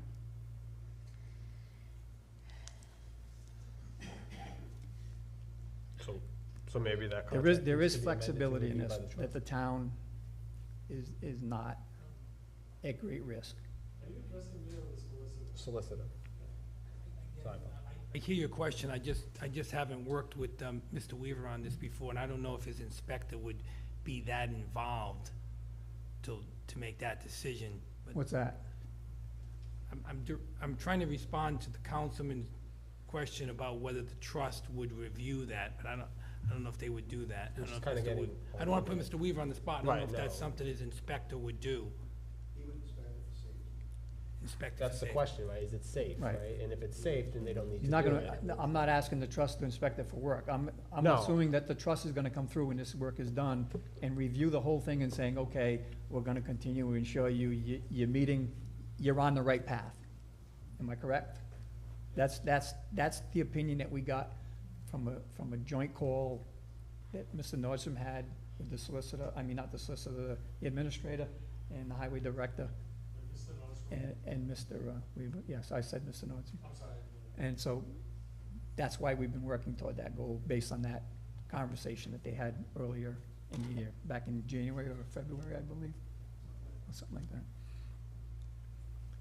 So what, Paul, if I hear you right, you're saying that just because we're gonna approve, or you're looking for the approval of the 440, it doesn't mean that you're gonna spend the 440? Correct.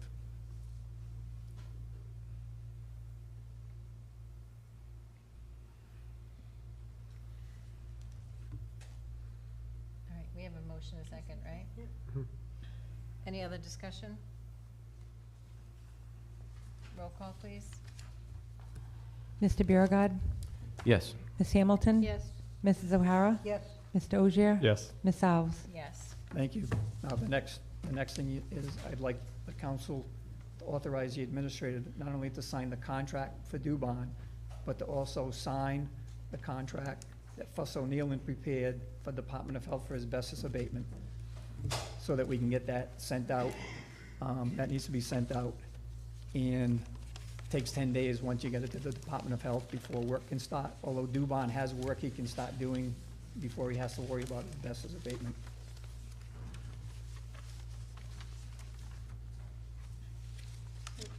Wanna So make a who is motion? that, Paul? Fuss and O'Neill. Oh, You paid them, the council's already paid them to do their asbestos abatement plan, Yeah, and so we were waiting for signature until we got the AIA document signed awarding it, because this has a time limit on it. So we were waiting, so now that it's done, with your approval and their signature, I'll get this back to Tecton. They will get it into the Department of Health, and they will start dealing with Dubon, making sure that all of his surety bonds and all that stuff is in place. okay. Someone like to make a motion?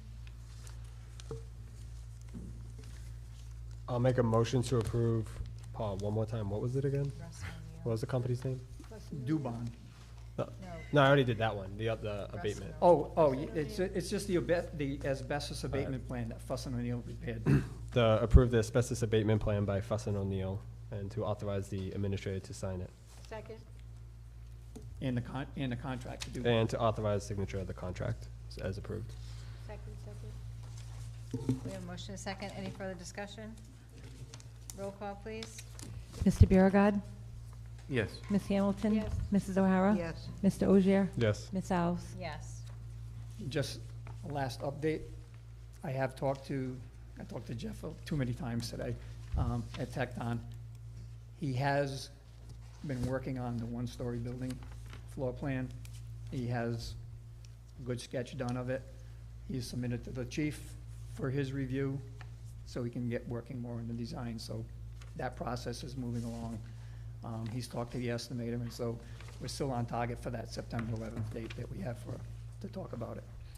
Before you leave, I'd like to ask the task force to start telling people that there's going to be a vote, putting something on the website or deciding how you want to let people know. I think Terry had mentioned before, Pumpkin Fest, something. I'm telling you, people don't even know this is happening. I know. This is getting really close, and the education piece of this has been non-existent. It's your website. The task force doesn't have a website. Where? So, last meeting, Jeff said that they can send us some sort of material so Yeah. that we can start getting on the website. Maybe we can start sending it to the schools and sending it home with kids, and we can get maybe Well, a couple of... we can start telling them the dates of those public hearings. Right. The 3 dates that we have.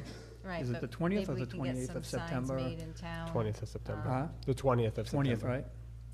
But I agree. That's what We need my to, understanding so if too. we can get So that we can, from we can him. start putting those dates out there, that there's gonna be public hearings on it and everything. It's still an $18 million bond. And I wanna try to make you comfortable that $18 million is what was estimated on a different size project. We're gonna get a different number now on this one-story building, and it should be lower. And just to give you some comfort, when we went through the estimating process on this job, it was 760, and it came in at 440. Because the estimator's not gonna try to figure out the lowest price on the thing. He's gonna figure out what should be about the average price, what the price is on the market. Well, And right. depending on what the market is, and the market right now is going down. But we have to get that soon, because we have to decide what you- we're presenting to people. We can't just give them. I understand, you'll have, An opportunity to vote on something nebulous that we can't even tell them what they're gonna get for their $18 million. we, will- So this is really The 11th? coming close. We're Well- in August already. that's what we've been saying for a long time. I know, Paul, but this is something that really has to move. We have to let people know that even if we don't have the details of the upcoming election or the ballot question, we have to at least let people know there is going to be one, Mhm. and what it's going to entail, and details to follow, or however we want to Right. put it. It's not a special election either. There's a general election going on for Congressional special District election 1. for this. We tagged this question on. There was gonna be an election on November 8th, whether we did this or not. Well, it is a special election, because it doesn't fall within, jurisdiction It's a of a special normal, question, but- but the bottom line is that if people don't know about it, they're not gonna Right. come out and vote So for it. we- And if we we know have that we- 500 people that hear about it, and they all want it, it passes, and the rest of the people don't have their voices heard. So it's incumbent upon us to be as transparent about this as possible. That's why we know the dates. You can start telling people the dates of the public hearings, and we'll have a finite plan on the 11th of September with a recommendation for you. All right, so Jeff said he would send us some material. Can we please get It's- that so we can do some... As soon some- as, so we oh, can- you mean for the public hearing?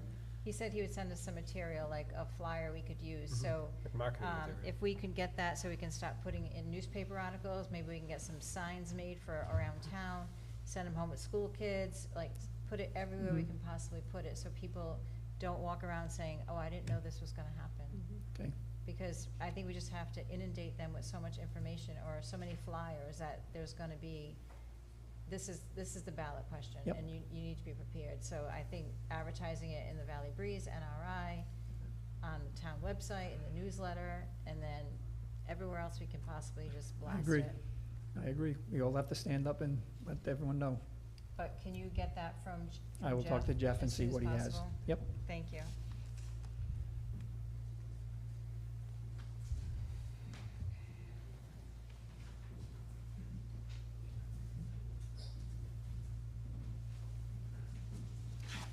Discussion by council vote or other action on contract for 2023 Annex Body Cam, North Smithfield Police Department, Chief Lafferty.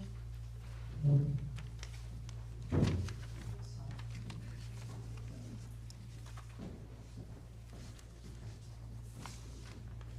evening. The reason why this body worn cameras grant is on the docket today, because the finance director wanted a memo from me to the finance director for the town to pay the bill, which is in capital, which is the first installment of a 5-year grant that the state of Rhode Island is supporting each municipality that is entering into a 5-year grant for body worn cameras, and it's 100% reimbursable once the town pays the check, sends a check to Axon for that first payment of 5.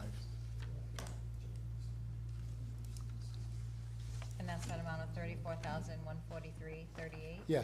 I mean, Yes. 88, okay. It was already voted upon in the capital, but I guess the finance director wanted a memo and put it on the town Okay. council. Council, I would like to make a correction on it. The amount that I have on my memo is off.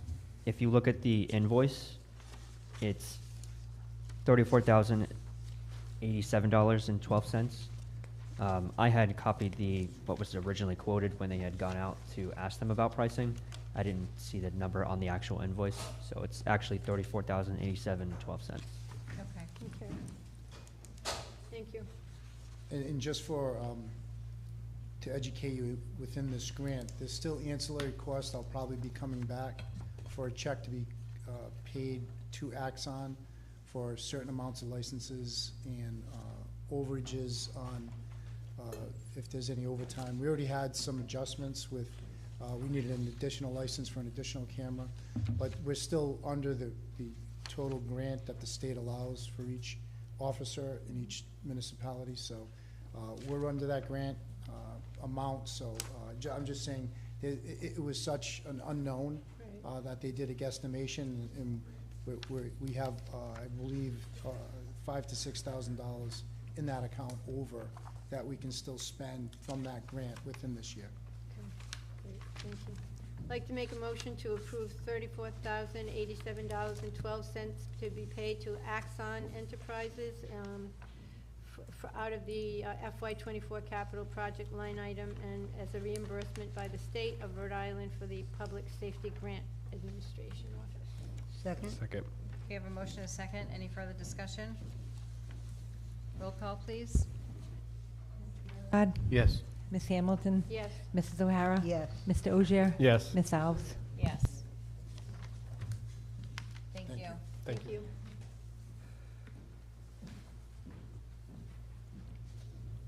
Discussion by council vote or other action on penalty and tax adjustments. Mr. St. Ange?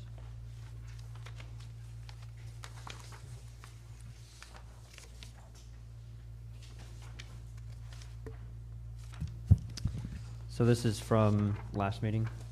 This is now, well, in 24. So we have the 1,697 in penalty adjustments. These are people who are still alive, who are, their interest is getting written off. And we have the, I don't know other way to put it. Then we have the $1,334.90 who have passed away. We are completely writing that off as well. So that's just asking for approval from there. And I'll have more for next meeting.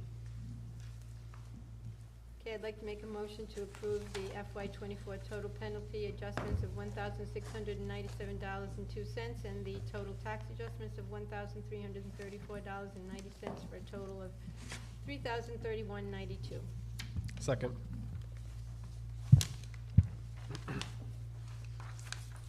We have a second, motion and a second. Any further discussion? Roll call, please. Mr. Biragad. Yes. Ms. Hamilton? Yes. Mrs. O'Hara? Yes. Mr. Osier? Yes. Ms. Alves? Yes.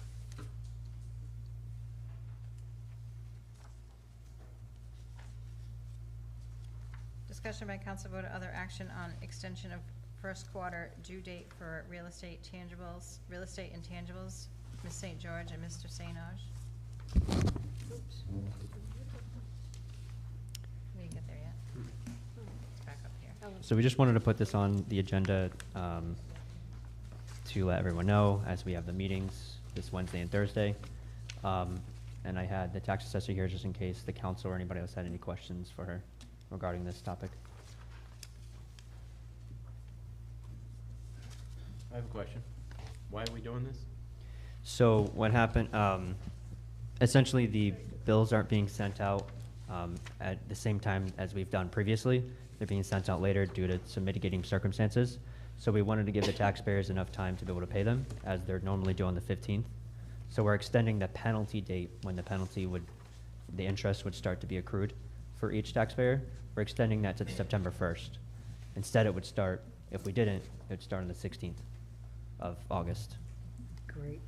No, I understand why we're doing this, but what happened, like why, I never get phone calls, I'm actually getting phone calls, people are actually looking for their tax bill. We're getting phone calls, for sure. Plenty. Thank you all. So you may or may not know, we had to switch over to a new billing system this year, because they weren't gonna run the old system anymore, so we had to go to a new system.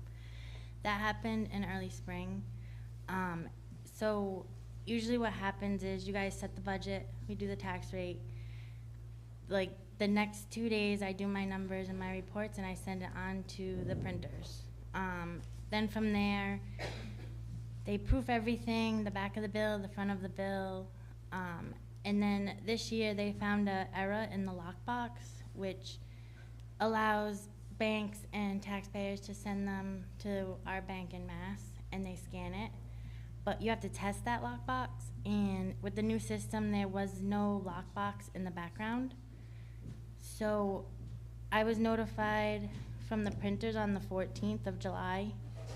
The same day I notified Vision to let them know that it was missing. It took about almost 2 weeks for them to rectify the situation. Then I had to resend the bills to the printers. Then the lockbox takes a turnaround of 7 to 10 business days. From there, once it's approved and it's scanned and passed, the bills, about a 5-day turnaround. They got them out in like 2 days. They were mailed on August 4th, but most people probably won't get them till today or tomorrow. Usually they're out between the 17th and 20th every year.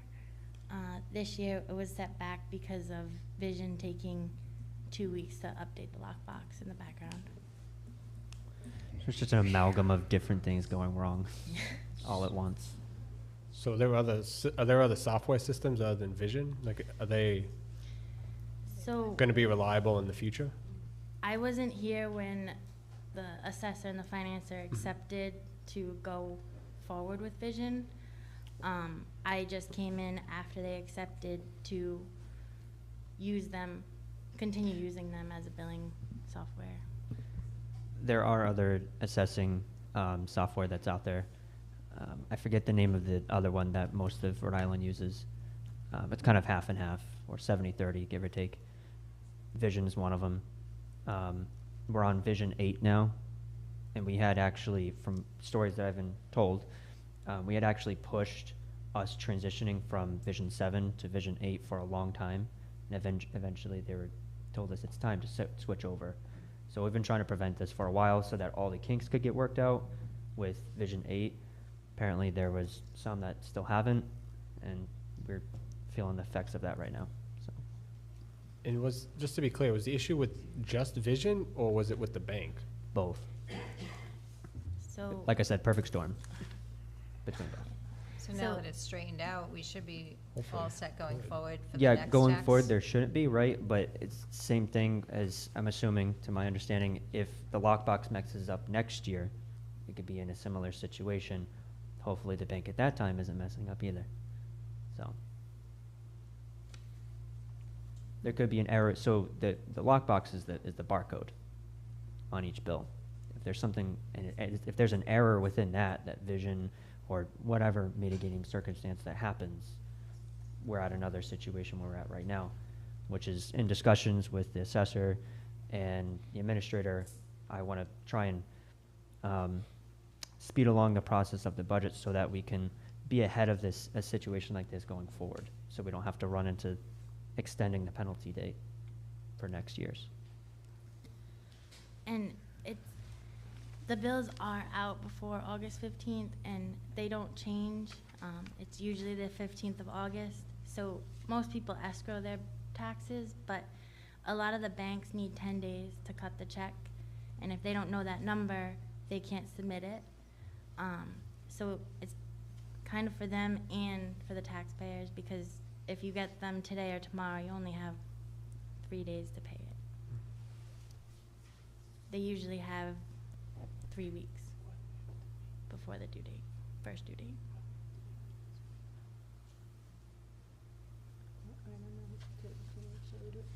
Yeah, good question. I'm gonna ask. So when people are calling looking for their taxes, are we explaining, are we just giving them a brief Yeah, reason why? we posted something in town hall, and collection and assessing have been getting multiple calls. We explained that they had an issue at the bank, and we were just having some system issues, and that now that they're out, we can tell them their amount, and they're welcome to pay it. They just don't have the bill yet. They should get it today or tomorrow. We don't have online, do we have online capability? Yes. We do? That they Mhm. can go on and see their bill and they could Yes. pay it, right?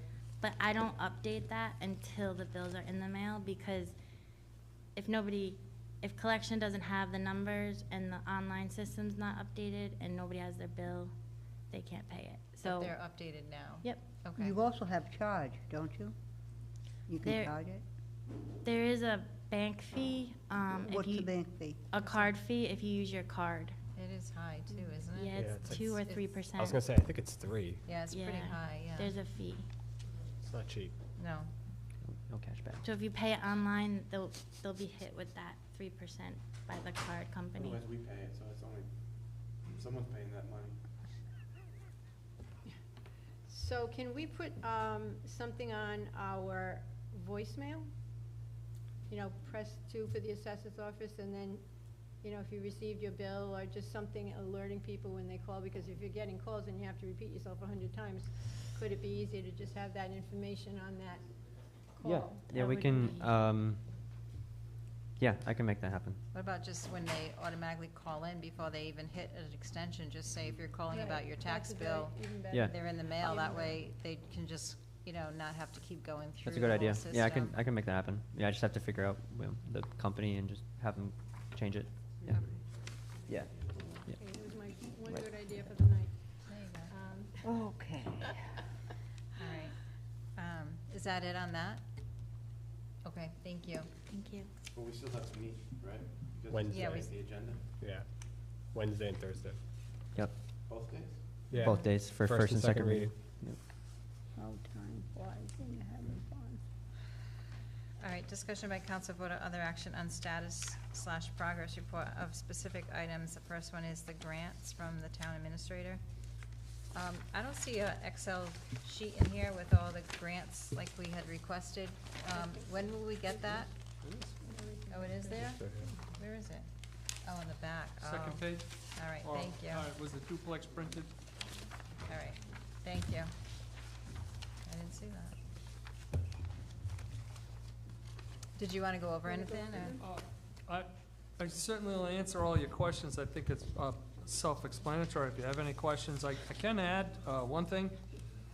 Status report on St. Paul Street. You can see that the planner, Mark Carullo, submitted this on August 2nd. August 3rd, we received the template from EPA about quarterly reporting. So we are at the whim of the EPA reporting cycle, and we'll certainly meet those deadlines for the reporting. That's about it. Everything is in there. If you have questions, I will attempt to answer them for you. May I? May I? Oh, yeah. Administrator, so Wright Pierce Engineering is currently developing design alternatives to determine the most cost-effective route location for the proposed new water main. Do we have any idea where that will be? I mean, do you have a general idea? We do. We have three potential routes for the pipes. One of them, most efficient, expedient and efficient, will be come back through Deerfield residential area. It'll reduce the line by roughly 1,500 feet, which would certainly save on the amount of line preparation, blasting of, if there's a ledge, which there will be, that type of thing. So there are three plans that are going to be looked at by the in-house engineering company, Wright Pierce. They're gonna take a look at it and make some recommendations. Okay, this is for replacement of current water main? Nope, brand new. So this has nothing to do with, lead pipes or anything of that No. nature? Because that's what. Not at this point, No. no. That would be an additional millions of dollars, which there was a grant applied for. Hopefully that'll come to fruition. Right now, it would bring to install, transitioning from a 12-inch water into an 8-inch water to go up into the neighborhoods of up in Colwick and up in that area, which will help remove the town from being dependent on Blackstone's water supply, which benefit the Blackstone. They certainly would increase their capacity for their own users. But the water lines that are over there, somewhat, they may be galvanized steel, they may be copper. To our knowledge, we don't know if there's lead over there or not, and I don't want to start the hysteria about lead, but I can tell you that in the Slatersville water system, according to our water superintendent, there was one location in Slatersville, one, and that was bypassed years ago. So the lead pipes are still there, but it's inoperable, and it's on a proper water line. Okay, great. So now, what project is the one that is pending that you just spoke about? I'm sorry, what? You said there was a grant that's out there that you haven't heard on. Is that on here? Yeah, there was an additional, grant that was submitted by the, 1-month temporary grant writer for an additional $1.4 million. If that were to come to fruition, then we could start to, bring water lines into the neighborhoods a little bit more and expand it out. So is that on here? No, it's not on here, but it's, again, this is all preliminary, so we That's what didn't I'm want to go, asking. I'm sorry. Yeah, no, I'm sorry, you asking the locations are proposed? No, you just asked it was a new one, right? And then you said that there's one out there for repairs, isn't that what you just said? So So are there there- are two, right? Yeah, Yeah, one is so for 1.17, 1.1. we'll call it 1.2 for easy numbers. Mhm. And the new application that was out there is for 1.4. Okay. That is still being reviewed. And that's both the same project, just an Enhancement of, more expedient in no, terms of. just more money to do more work if we can. Okay. So Paul, on the spreadsheet, Mr. Administrator, on the spreadsheet, that second one you're talking about, is that under the pending grant water main extension? Yes, Okay, so I'll make sure I'm looking at the right Yes. thing. So that's St. Paul Street also?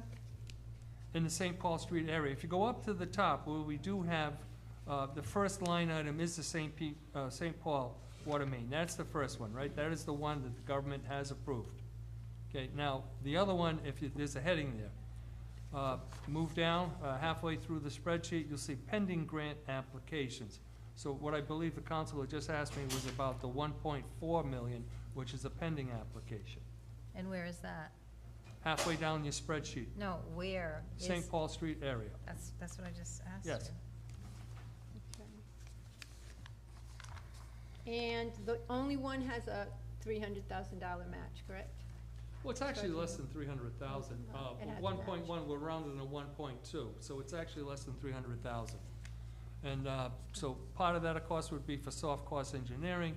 That's gonna be required to move forward, to receive that 1.2. That's a requirement. That's what you see in front of you from Wright Pierce. Well, so that will be out of pocket. That'll be out of pocket as opposed. Out of the Water Enterprise Fund, Right. which could be applied toward what the town, so the money's in the Water Enterprise Fund for that.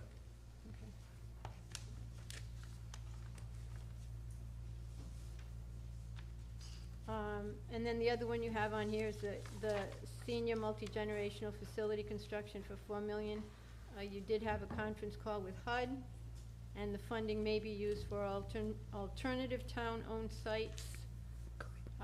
But the planning office is awaiting direction on the location before moving forward. Is that still the That's correct. status? Planning is waiting on direction from the council if they wish to reallocate that money to another town-owned property, because of course that money's not for acquiring a property. Okay.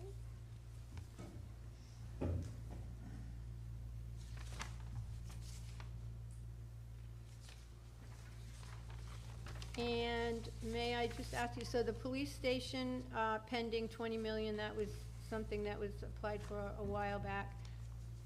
Is that in this current? No, that would be in the next round. That's under pending grant applications. Right.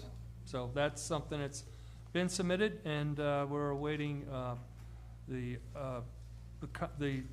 Congress to take a look at that. Appropriations Committee. Appropriations still, okay. 124. So the Halliwell, it says waiting for a town, maybe used for alternate town-owned sites, waiting.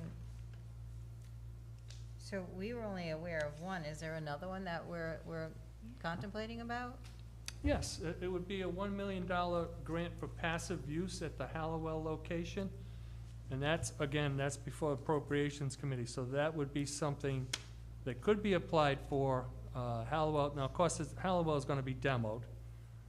And the reason that was applied for by the 1-month grant writer was to see if we can bring some beneficial use down there.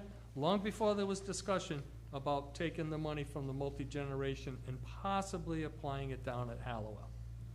So there was, money was being asked from the government to see if we could do something down there to provide park benches, shading. I think some of the discussion was maybe a pickleball court, that type of thing. So do we know when the demolition will actually take place? I thought it would Well, have been done. I saw that the Director of Public Works was here. He's on vacation, by the way. He just stopped Oh, in. he wasn't really here. Yeah, I think it's going to be happening sometime in this fall. Oh, This fall coming, yep. I thought it was July or August. Well, I don't foresee it happening in August, so September would be considered the fall, so.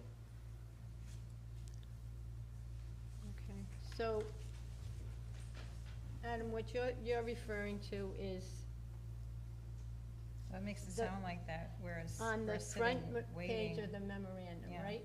Yeah, Where it says that, that nothing else has really been brought forward, so I Right. don't know why there's a waiting direction. The That's front kinda page is the misleading. approved grants. yeah, so Okay. we're just saying, so we're not aware of another alternate location that's been proposed, so we're saying, why are we not moving forward? I guess, is that what you're saying? Yeah, yeah. There was another alternate location discussed. When? We discussed the possibility of it being at Halliwell, and we discussed the possibility of it being over at Pacheco. We haven't talked about Halliwell in a long time, and the last time we took a vote to do the master plan, not all of us agreed there should be a master plan, because there wasn't gonna be anything at Halliwell There's in gonna like be no years to building. come, so I don't know when that came in front of us. I mean, other than reading it in the paper. But then we found out that we could use the 4 million from Scouters, plus the 1 million grant that gives us 5, and I don't think we've ever had a conversation never in did. public about Halliwell. I mean, I know we had conversations in December when I recommended using Halliwell as the committee. Right, and And then Kim and that I had went- launched that, and that now we're went, at yeah. Scouters, and I think that was kind of, and then there was the other property we were looking at, but that's been about it. I mean, we That's what- haven't, No, that private property's. right, in so, purchase and but sales. in terms of like the actual conversation, I think Yeah. we should probably have something and really figure it out, because I think we're just delaying Halliwell, and we're delaying your committee, Yeah. the multi-generational one, and delaying the grant, which nobody wants to lose $4 million, and there's a concern we may not get there. No, because now it seems like there's Question. there's other avenues that you read in the paper that now, whatever. So I guess we should move on to the next one, and, I mean, we might get some information on this, so. Can I just yeah. ask a question? Go ahead. The opera funds for the roads, how does that impact us? Possibly, you're talking about the recent governors? Yeah, using the ARPA funds? Yeah, we traveled down last Wednesday to the State House to hear it. Roughly 30% of whatever the municipalities have in their budget will be met. So if you have $1 million, the state will contribute $300,000. And we're sitting pretty good with our We budget. did 800,000 this year, so. Yeah. So now, my concern, and I want to voice this, it's going to be up to council to make this decision, of course. There's going to be a lot of money chasing too few contractors. So it's the type of thing, the portal opened up Friday, I believe Friday, and with council, it's not on the agenda, but I'm of the mindset that we should apply for this money as quickly as possible so that we can be one of the first kids on the block looking to get this government money. Because pretty much every community that has it in the budget is gonna be looking for that. And how many contractors are there out there? Right, so do we have to have any kind of plan for which roads will be done? The director has that, yes. So we already have that, so Yeah. we're ready to rock and roll? Yep. Well, maybe what We we have should special do is meetings. add it to the next, to the meeting agenda on can we do that on Wednesday? Thursday Is it you too can do, late? you can't do Thursday? Wednesday. Could we do that? Well, I believe he's that's been requesting planned time out. off for Thursday. It'd be best that the director be here. Yeah, no, I agree. Paul, that's been planned out. He knows the roads have to be done. Yeah. And he prays constantly that he gets the money. The plan's been around for years.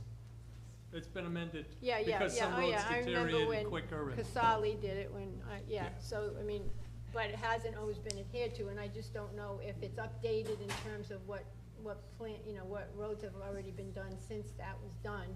But if it's ready to go, and you would want us to give you our blessing to do that, is that what you just said? Not on You the want to agenda, go- though. I'd be a little No, that's what careful. I'm saying, should we add it to? Well, we can add it to the agenda Yes. tonight for the discussion. next? Yes, but again, the director is not gonna be here.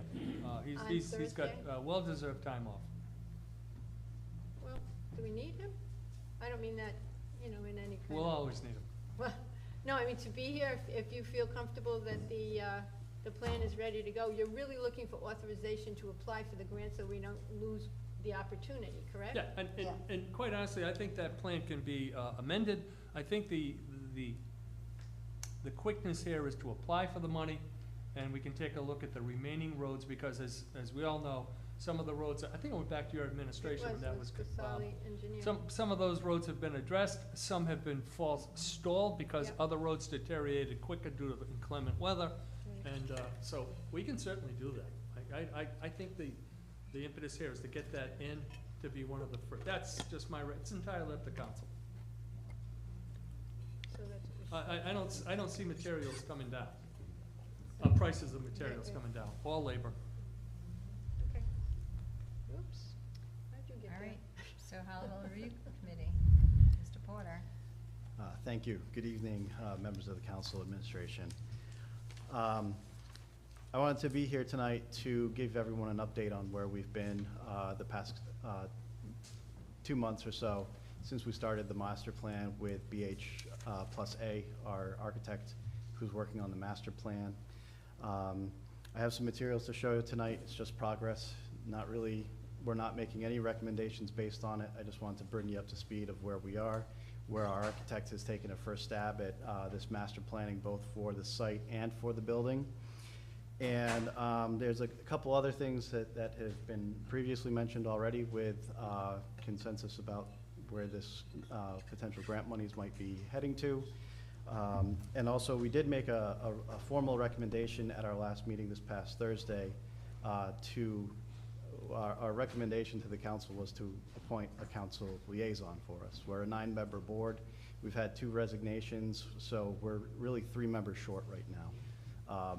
So that I wasn't able to get a letter together in time for your agenda deadline because that was Wednesday. Our meeting happened on Thursday, but we would like to have a council liaison with us so that one person on the council is aware of what's going on, how we're proceeding, and we've made that recommendation. It was a unanimous vote on this past Thursday. A couple weeks ago, we also had Joel Bargman of BH plus A present to us. We did a site walk with the landscape architect. They have received quite a few materials from us between the reports that the Halliwell Review Committee has made, the Weston and Sampson Assessment Report, and conceptual plans, and then also a lot of the survey results. Joel has also been present while we have had multiple rec leagues be present at our meetings. We had invited the Express Football. We've invited the North Smithfield Little League. We also had received comments back from the North Smithfield Youth Soccer Association as well as Northman Hoops for outdoor recreation. So with that, if you just want to flip to, One of the things that we if you want to flip to the next slide, Carl, or CJ.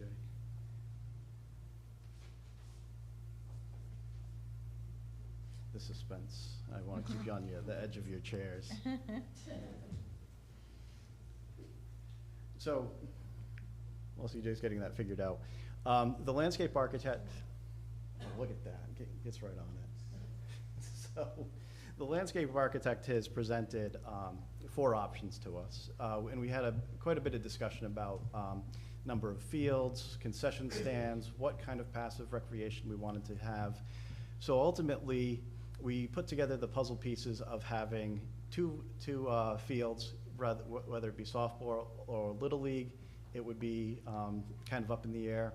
A multi-purpose field, which could house a full-blown football field, but also could house soccer, basketball courts, and cross-country track that wraps the entire property. Potential of concession stands, leaving the existing oak tree that's there because we're not moving that at all, just based on everyone's fondness. And stories that we have heard about the existing oak tree, some which I cannot repeat in public. But, we felt that this was really a good first stab at at laying out everything. One of the things that they also proposed was that really, as you can see here, they're calling out the community center building up in the northeastmost corner. So as you drive down the driveway, that's your first greet, is you get to see this beautiful building, and people have easy access right into it. So that's the general location of where we're thinking a potential building could go. Everything else is recreation, community garden, passive and active. We had further conversation that brought us to perhaps how this might play out, is that we have the more passive recreation on, that there's a fairly good grade change at the property. So on the lower half, kind of where the oak tree is, where the wetlands are, you have your active recreation, and then on the northern, on the upper portion of the property, you would have your active passive recreation, so community gardens, that sort of thing. We also had additional conversation that concession stands, while it's nice to have out in the middle, you have to worry about winterization like you do with the other 3 at Pacheco, at Kelly, up at the elementary school. So there could be some overlap, some relocating of the building slightly, so that both restrooms and concessions could be in the main building, so you don't have to worry about maintaining a smaller building to the like of that. And then CJ, if you want to just flip through them. So, the cross-country track ranges from 3/4 of a mile to a mile. I know that's been a conversation that they can't have cross-country meets up at the high school just based on the location of everything, so we want to make sure we also include that. That's not strictly just for the high school and middle school cross-country teams. That could get tied into walking trails for both the senior centers or the senior housing that's here off School Street. You can tie it in off of Green Street. You can see that there's a little part of the parcel, I'm gonna be really fancy, right up here that goes right up to Green Street.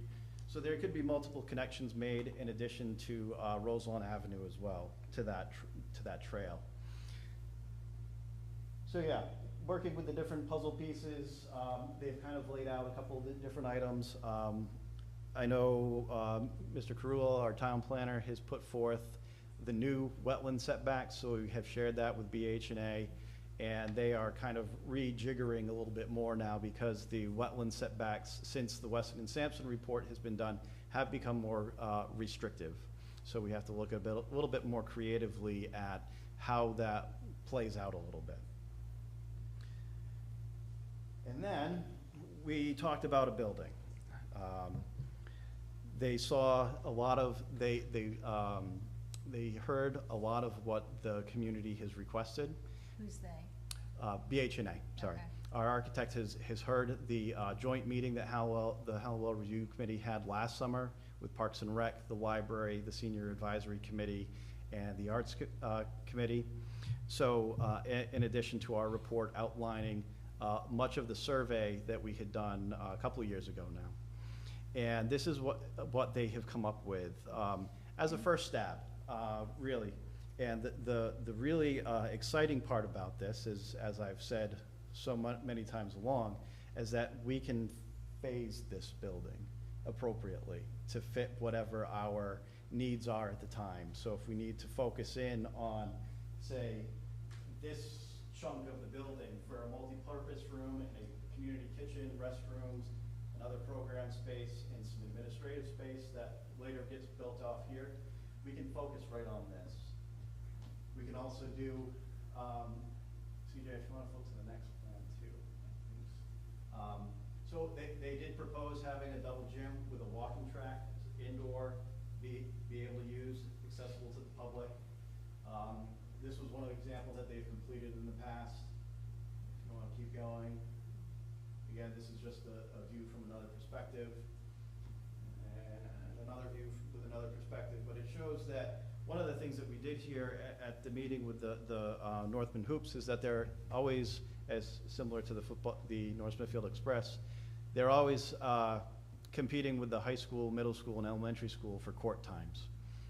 So particularly, you know, they had said 2 to 3 courts would be ideal because they could have games simultaneously going and not have to compete with using the high school, middle school, and that work within their scheduling.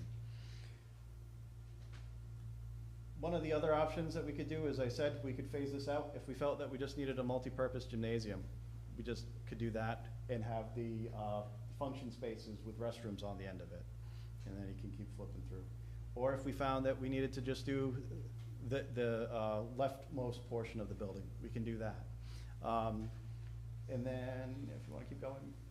So he also threw in some imagery of, you know, what you see as a multi-purpose room. So we're really thinking that these multi-purpose rooms are flexible for multiple groups to use them. They're not dedicated to any one group, but all people in the community can come and rent them out. And then again, this would be the second floor part of that option. So if we, however we kind of chop that up, if we felt the need to chop that up, we could certainly do that, phase it appropriately, and still have the infrastructure, an elevator that would be, you know, central to the building. We're not making multiple elevators or something like that. We have the mechanical systems put into place that are ready to service these expansions. So really, however we kind of pick and choose our options here. And then again, similar option. And then I think that's it. And then he did speak briefly about a field house or concession stand if we were to want to explore the use of an additional building. I know concession stands and restrooms with fields, that always kind of get paired together. So we were also thinking about, okay, well, if we're not gonna be doing a building right away, maybe this is an alternative that we can use. So then, you know, if we're having baseball games and football games or soccer games and basketball games, that there's enough restrooms for the whole complex to be utilized. Or if you're, you know, working in the community garden, you're still have a place to go, use the restroom, clean yourself up after a hard day's of work, in the like of that. So, generic floor plan, nothing we've been dedicated to. It's just a first stab, just to kind of get us thinking about it a little bit more. That's where we are with BH plus A right now. The second topic of discussion that has already been approached is this grant money. Big question for us, because if we would need to kind of refocus our efforts, if you will, if it's decided that, you know, the grant money is going to be reallocated to the Halliwell property. Mrs. Tebow, who unfortunately had to excuse herself this evening, Mr. Zwolenski was at our last meeting speaking about this grant, how there is the means to reappropriate these funds. We're just looking for direction. Previously, when Mr. Osier brought up the fact that the Halliwell Review Committee should oversee the Scouters Hall project, we were certainly willing and accepting to take on that role. But by no means are we trying to usurp any kind of funding or control or whatnot. Our committee is here to do something good for the town.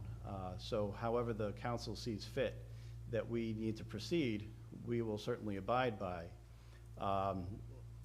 There's a lot of correlation with the two projects. We found in our surveys and our reports that obviously, you know, the seniors need a space. So we had certainly included that into our master plan. That this discussion of where that money is going to be reallocated now comes into question whether we need to include it in our master plan or not. We certainly can continue to move forward and do that, but we would like some additional direction from the council. And I don't know if you probably will likely need to put this on as another agenda item to make a vote on it.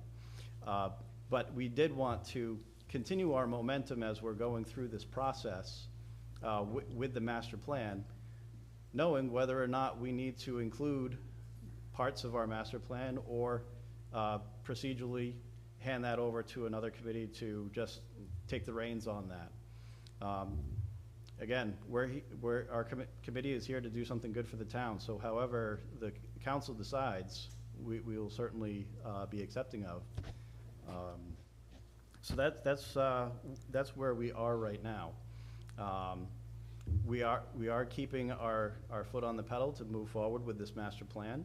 We want to, you know, we'll continue to have a joint meeting when we feel it's appropriate, so Joel from BHNA can present to you where we are and how we've gotten there, and because he can speak a lot more eloquently than I can about some of these options, but I did want to bring these to you to show, you know, we are making progress as we're moving forward, but now we are getting into the meat of this, and there's all these discussions now about, oh, we might be doing something, we might not be. So we're looking to the council to say one way or the other, well, which is it? So, you know, we can read all the things that we want in the papers, we can, you know, see everything that we want to see on Facebook, but ultimately, we need to have that conversation here tonight, and that's how because ultimately, we need to direct our consultant to move in a certain direction. Mr. Porter, how many years have you been working on the Halliwell space? Since 2020, I think, is when the committee was formed. Okay. How many hours have you all put in? I've lost track. Absolutely. Your purpose is to provide something North Smithfield has not had, like other communities. I think you're on the right path. Like you said, we could not afford to pay many of the people on different communities. I trust in what you do. I like what I've seen. And we're going to keep Harry's name at the top of that hill. That's Dr. Halliwell, or as we called him when he came to my house, Dr. Harry. 6 kids. He was there once a week in his honor, because as that sign is at the top, and all the children of this village can participate in it. No age will be limited to it. So I like what I see up there. I like the extra fields because we're short on them right now. And hopefully we'll see a blending of old and young. We can really learn from one another. But I'm going to say thank you for not giving up. You must have been a stubborn child. Madam President, early on, I was all for, I love the idea of putting the senior center up at Chico. I thought it made sense. Taking it away from Halliwell, keeping it up at Chico, just kind of joining it with the existing Scouters Hall. I thought it was a good idea until we came across an opportunity to purchase another piece of property that we ended up not getting. After seeing how beautiful that piece of property was, it was on 7 acres of land. It was a huge parking lot. There was opportunities for trails, for games, for outdoor activities. After seeing that, it makes me realize that Pacheco is not the place to put the senior center. That Halliwell would be a far better situation, far better setting for the senior center and the multi-generational center to be at Halliwell. It just makes more sense. Parking, activities, I mean, just the stuff that you're gonna do. We have a potential $1 million grant coming our way to improve the grounds over there. That could all be worked in, so you could almost look at it like we have $5 million to do something down there. So I would say, highly suggest that the council at least consider getting away from the Pacheco idea and go to the Halliwell idea. Now, the only problem with this is now, because it's something that I support, there's gonna be some people around here that are gonna be against it. But that aside, I think it would be a great idea to refocus our efforts to put the senior center down at Halliwell.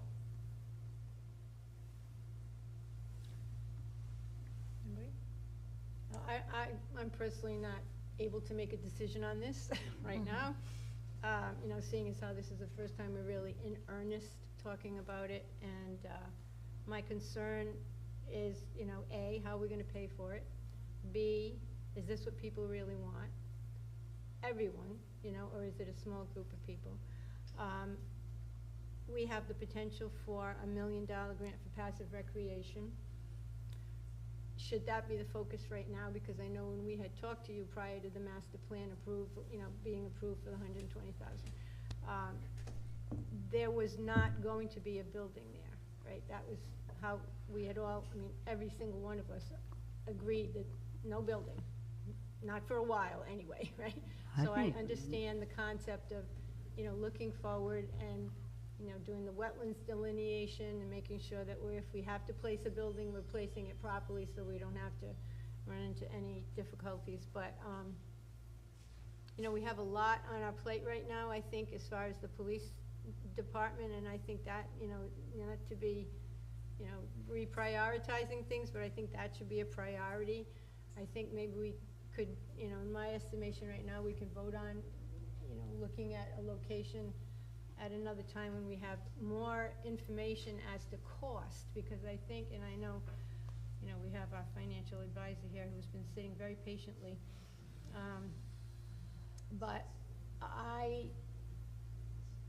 you know, everything sounds good, it looks good, it's wonderful, who would not want it, right? But we have to have a solid plan, and I know I keep harping on that meeting after meeting after meeting, and we have to understand what the costs are, and we have to understand the long-term and the short-term implications.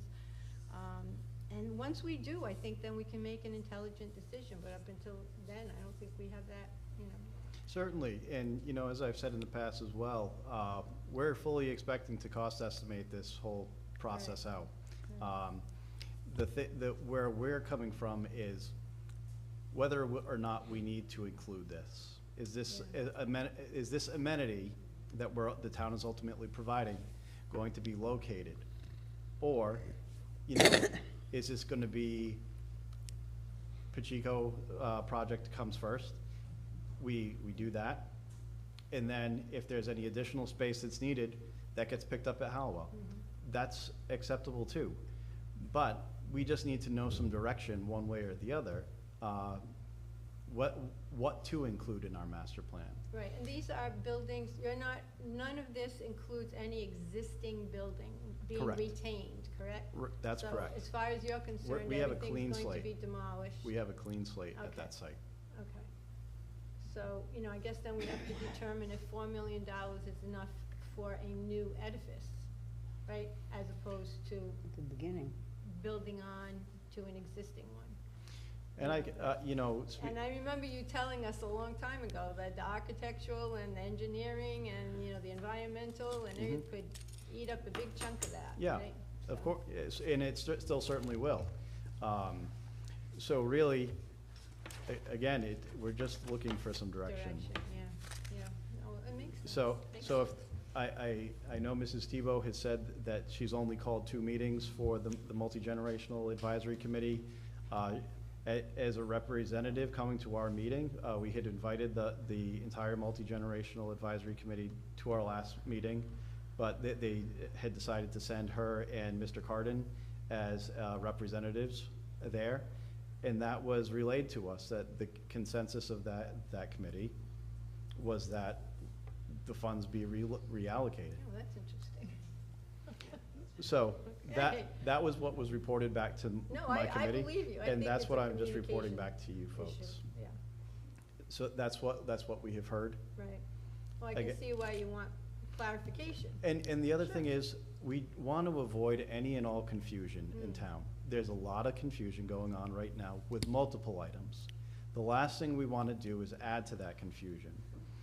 So we want to be clear, we want to be concise, and we want to be direct on what exactly we're doing. Because that's how we get people to understand that the Halliwell Review Committee is proposing an amenity to this town that would benefit 99% of the townsfolk. And if there's confusion on which amenity is going where, then we want to avoid that. And that's really one of the things that we're aiming for, is to just avoid that confusion. We've seen it. We want to avoid it. We don't want to partake in it. We want to move forward and give that clear report of, this is what our master plan is, this is what it includes. If we're phasing it out, this is how much it's going to be from the 5, 10, 15-year plan, or whatever year plan we decide on. This is the escalation. This is what's going to be cost to run. This is going to be our recommendation of whatever group might run it, whether it be town run or another group run it. So there's a lot at play right now, but we're at a point where there's something that's out there. We just want to make sure that we are understanding our direction clearly. And that can be said tonight, and I can call up Joel, our architect, tomorrow morning and say, this is the direction that that we're going to be moving forward with. If we need to allocate more space, fine. If we don't, we're just going to take that aspect out of our master plan. And then if it's decided, okay, well, it's, maybe we do need to rethink this a little bit, then we'll certainly be happy to include it. But we just want to make sure that we're not going backwards and we're continually moving forward. Yeah, I think we need to schedule a joint meeting, with your committee, the council, and even the multi-generational, but I think we all need to be on the same page, and we should all be acting as a group, and not singular people going out and trying to, make changes or try and bring things in different directions, because then it's gonna look like we're not moving fast enough on this, and if we don't and we miss this opportunity, it's gonna come back to, well, the council didn't move quick enough. Well, we didn't move quick enough because there's people going in different directions. Yep. And I think we all need to be on the same page, and we all need to discuss what is the best thing, because I'm gonna be the first one to say it, that not everyone suggested or agreed that something should happen at Halliwell, like, we don't move forward, we don't spend any money, and now all of a sudden we wanna spend all the money down there. But the one thing I keep hearing, and please do not take this the wrong way, but everyone's talking about a senior center. Nobody's including the scouts anymore here. So if we're gonna talk about, hey, let's move this project somewhere else, we're forgetting someone else that is supposed to be within this project. And I don't want the scouts to think that they're not being included, because it's supposed to be a multi-generational building. Of course.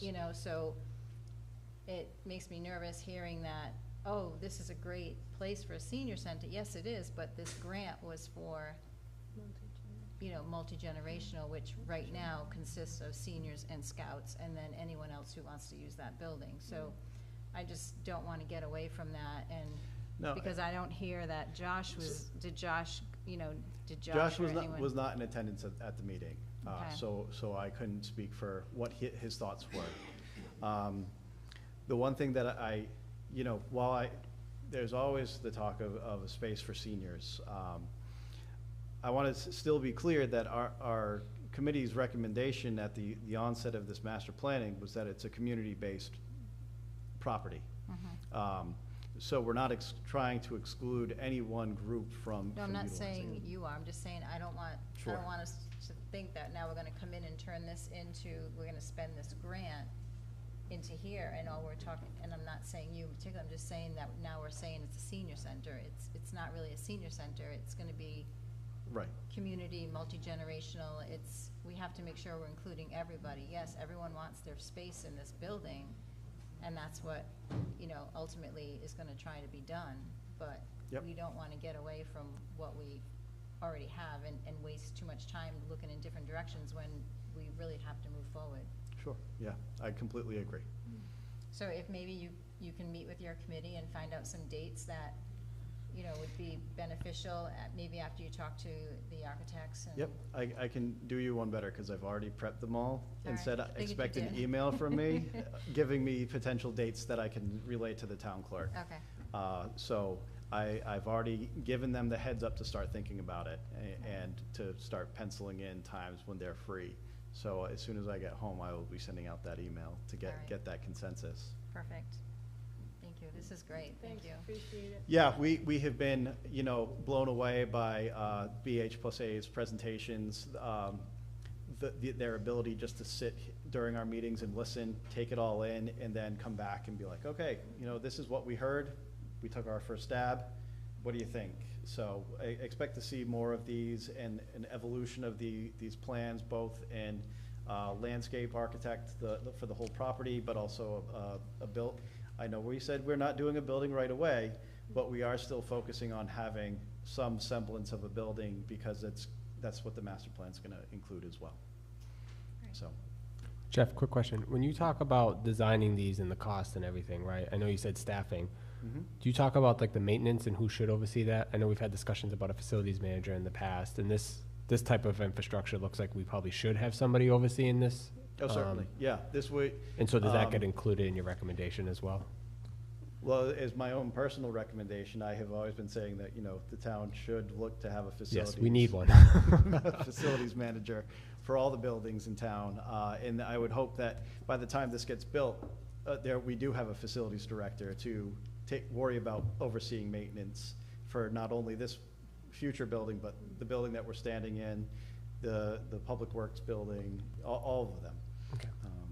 So eventually that would get worked in, but more of staffing costs of who's running the place. We would be looking at that too, but that's really coming. good. Yeah. That's very good, thank you. Thank you. But we would really like it to be on the next agenda for a council liaison. So perhaps if you could put that on your next agenda item, we would greatly appreciate having someone from the council join us, just to, because you guys talk about things and I'm not always privy to those conversations, so we just like to have someone. Oh, come on, we don't hide anything. Mr. Porter, I'd like to volunteer for that one. Okay. Well, it's on the agenda. It's on the agenda, I'll be there. That's right. All right, thank you very much. Thank you so much. Thanks very much, Jeff. All right, next agenda item is 3 to 5 year forecast. Mrs. St. Ange.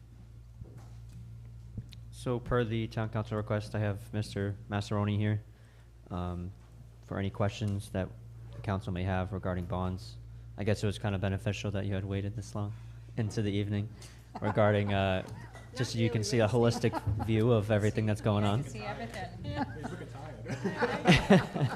I appreciate your patience. You got the big picture, Steve. Yeah, yeah. So if you have any questions, he's here.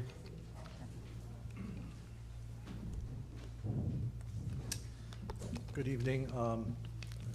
Tony asked me to come talk about bonds. It's late. I'll give a quick overview of sort of the town's debt profile, talk about a little bit about the ratings, the $19 million bonds. First off, my name is Steve Massaroni. I work for PFM Financial Advisors. I've been working for the town for probably over 20 years. When they issue debt, I assist with that process, assist with the bond rating process, and some of the early planning. The last time I was here, the building looks great. It was probably 7 or 8 or 9 years ago. There was a different picture back then. Balance sheet was a little bit weaker. Finances, there wasn't, the reserve levels were a bit below average. Your debt was a bit above average. The big school project from years back was still amortizing. Fast forward 10 years, your reserves are healthy. unassigned fund balance over 20%, which is great. Your debt levels have come way down. So I ran a couple things for Tony. First thing we looked at is what would the impact be if you issued $19 million in bonds from a credit perspective, not from an affordability, but just credit. Would it impact your bond rating? And we ran a pro forma going out 25 million, and it wouldn't impact your bond rating. Debt is about 30% of a bond credit. The other components are 30% tax-based, 30% finances, and what's called institutional framework, which is governance, is 10%. So you score well on your current debt, your finances, tax base, so you're in actually a very good position.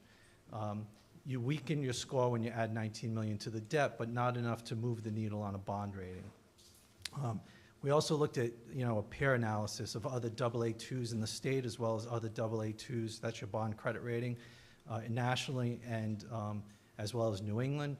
And again, on the debt side, you're actually below average on all of the debt metrics for AA2s in the state of Rhode Island. So that's a good thing. The third thing that we looked at is sort of what your existing debt looks like, and is there a potential fall off that you could layer on this existing debt and try to minimize the impact on the bond, on the tax base. And there is. You have a bond maturing in 2026 and one maturing in 2027. So based on some preliminary numbers, running a 20-year bond, we deferred principal for a couple of years to take into consideration that fall off. In debt service in 25, I think was 360,000. It doubled to 720 in year 2, before fully amortizing in 2027, when you have a fall off of about $850,000. So in 27? In 27. Okay. So layering on this bond and taking into consideration the existing debt fall off, again, it has a fairly modest impact on the taxpayers. So as far as credit, again, from a credit perspective, I think you're in good shape. Affordability, I think with that fall off in debt, it makes it a little more manageable than if you had not had that fall off in debt. So I think that's a good thing as well. I don't know if there's anything else you want me to hit on. You want to go, I'm right? sure you have, several questions. But that's it in a nutshell. One good thing is the Moody's, the bond rating agency, changed their methodology this past November for cities and towns across the country. So they did a full review of all cities and towns. No towns or cities in Rhode Island were impacted by that credit methodology change. So that's a good thing. So the credit rating agencies have already looked at you recently, which is a good thing. So, again, the AA2 rating right now is pretty fresh with the Moody's new methodology. So, as far, you're saying 19, we're saying 18 million, so it's semantics at this point, but let's go with the 19 if you've run some numbers. So can you give us an idea of what the debt would be, the annual for us, and also, do you have any idea of, a definitive impact on the taxpayer? Yeah, so I did run amortization schedules for the $18 million, again, assuming a 20-year bond, 4% interest rate.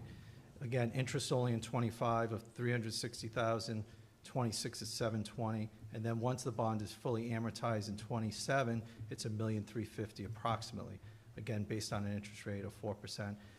So the increase is, if you think about it, it's 360 in year 1, another 360. Once it's in the base, it's in the base. So Right. if you have 360 in the first year and 25, second year you only have to increase another 360, and then the third year there's no increase because of the fact that you have an 850 fall off and you have an increase of 650,000. So it's a net positive in year 2027. So there's no impact in that year. I didn't do a tax rate. I don't know if Tony did a tax rate impact analysis, but I didn't do a tax-based analysis. Interest rates, we use 4% conservative. I think folks know rates have gone up over the past 18 months. Short-term rates, the curve's inverted in the first 12 years. We sold bonds for Forster a few weeks back. They got, for 20 years, it was a 3.43 interest rate. I did a note issue for a small fire district in Mass Yesterday, the rate was 505. So a 1-year rate's 505, a 20-year rate's a 45. So the curve's inverted. 4%'s more like a historical average. We're still slightly below historical averages. We sold another 20-year bond in the state last week. It was at 375 for 20 years. So as much as you hear rising interest rates, you know, long-term rates aren't really that bad. It's just the short-term rates are pretty high. So in 2027, we'd be actually ahead of the game, Correct.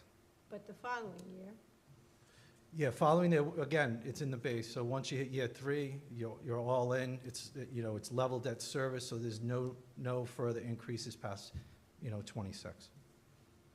And there's a small bond that actually falls off in 27 as well, very small. I think it's a $100,000 payment per year. It was a 2016 refunding. And, you know, your existing portfolio, you have about 23 million of GO debt, 11 of which is the school. You get 35 or 40% reimbursement, so your existing debt has come a long way. Because of the fact you've been amortizing, you know, like we talked about, I was here 10 years ago or 8 years ago, whatever it was, you know, at that time, you're amortizing over the past 8 or 9 years, $3 million a year in principal, so it's come down quite a bit, and you've only issued a couple, you know, what I would say modest-sized bonds over the past 7 or 8 years. And again, on the flip side, gotten reserves up to 20%, where they were probably at, you know, 10 or 11 or 12%, you know, a few years back. So how much could we borrow from ourselves towards the bonds so that we wouldn't have to borrow the full bond? Like, what is it that we could actually take from our reserves? Yeah, so- 40%. Yeah, I mean, it's a good question. So, fund balance ratios, so again, the methodology sort of changed. Now, in the old days, it was pretty easy. It's general fund, unassigned fund balance. That was your metrics. And the town's at 8.9 million, I believe, of a 43 or $45 million operating budget. You know, it's an easy calculation. And anywhere around 15% to say 20% is considered pretty good, you know, healthy for your rating category, you know, the AA2 rating category. It gets a little complicated now because now they include all governmental funds, including, you know, water, wastewater, enterprise funds. So it's a little more complicated, but finances are 30% of the weight. If you drew down, so, you know, I would say a good fund balance is about 15%. I probably wouldn't recommend going down below 15%. I think most communities in the AA2 category, especially if you're going to take on a little more debt, you probably want to be at unassigned general fund of 15%. A lot of communities have fund balance policies. A lot of them have targets. 15% in Rhode Island seems to be the target. Knowing that we actually lag the nation, you know, the Northeast in general has lower reserves because we have more robust tax bases that you can generate additional revenue if you need to by just, you know, raising taxes. So if you look at the national medians for fund balance, you know, you'd see that they're much higher than Rhode Island or New England. But in general, I think 15% unassigned fund balance is a good target. And I know that's been the target historically for the town. You are above that a bit, you know, and the rating agencies, you probably know this, you know, they just, if you use reserves, they want it to be for one-time expenditures, not for, you know, operating expenses. I can read you, I do have We just. could do that then, right? We couldn't borrow to do this project if we wanted to. We could, it is feasible to take money out of the fund balance to do something like that then? Yeah, I mean, it's a policy decision, you know, certainly communities self-fund PAYGO. You know, it's common that you put a couple $1 million in your operating budget for PAYGO roads. I know I have a lot of clients who do that. So that's not uncommon. I was just gonna try to give you just a snapshot of some of your peers. Yeah, so talking about debt, North Smithfield, 25 million. The AA's in Rhode Island, 49 million. New England, 35 million, and the nation's 27 million. All your debt ratios are below the Rhode Island median right now for AA2, as well as New England and the nation. And your pensions, leverage is a big deal. Pensions and OPEB are part of that. Fixed costs, they like to see total fixed costs below 10% of your operating budget, so you're in good shape there.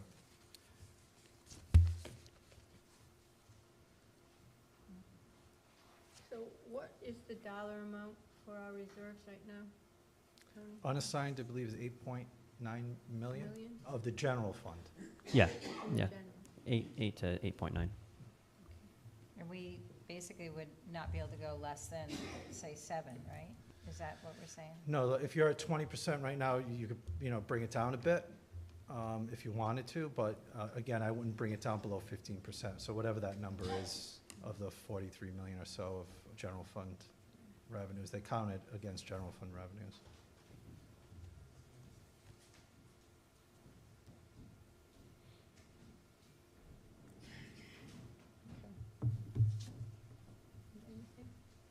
I mean, again, one of the big things that I think is really, is a good thing is that fall off in a couple of years. That provides capacity, and it softens the blow for the taxpayers significantly. I mean, $850,000 towards, a debt service decline is a very nice decline in debt service. And you base this on 20 years? 20 years, correct. Yep. Anthony, do you have the impact for the taxpayer on the 18 million? That was something I presented to council probably a couple months ago. I don't have that with me currently, no. I don't think I have it with me. I can pull it up from a previous meeting, go into my documents and pull it up from a previous meeting, but I know I had presented it. Oh, actually, I think I have it here. So, potential increase for fiscal year '24, if we were to do 1.325 million, basing off, this is not going off of, this is prior to the budget being set, so the tax rates, not the current tax rates, this is what the tax rates were when the TA had done his proposal. So household impact for a $200,000 home was $107, $300,000 was $160, and $400,000 home was $214. If we added that tomorrow with the town administrator's proposed tax rates.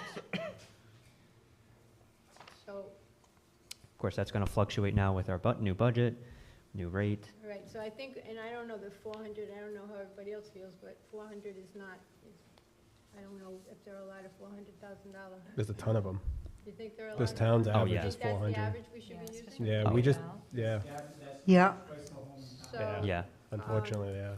I mean, it's a good thing. And I know Mr. Vadney had done something similar a while back when there was a joint meeting. I think it was actually our last joint meeting was when you had presented So will it. we have an updated one with the new tax rates? I can create one, Well- but it's only going to be, Yeah, just it's going to be within fractionally. like 2050. What I was gonna ask, is it possible for our financial advisor to do a sensitivity analysis with Tony? Yeah.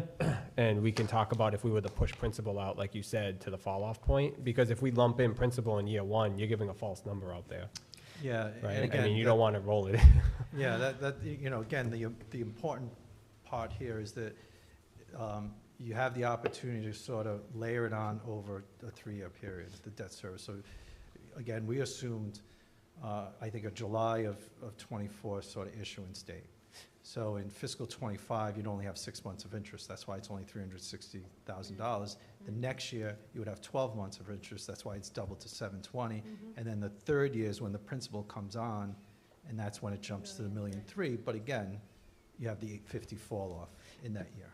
And I want to stress that this would be done with the current year rates. I'm not going to assume what the rates will be in 2 to 3 years. That wouldn't do anybody any good, because if we don't know if they'd be going down or up. Yeah, no, it's. And maybe a $450,000 house at that point. Well, then, I would say do like 350, 400, and Yeah. 450 even, And you know? maybe 500, Do a yeah. spread. Yeah.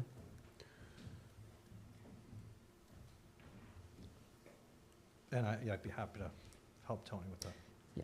Tax analysis. Yeah, no, I appreciate it. And then I think the only other thing I remember Ellen was saying that, we as a council have the option to also pass a resolution if we determine that we want to fund a significant portion of this with the fund balance that caps what the bond is. Those things can happen.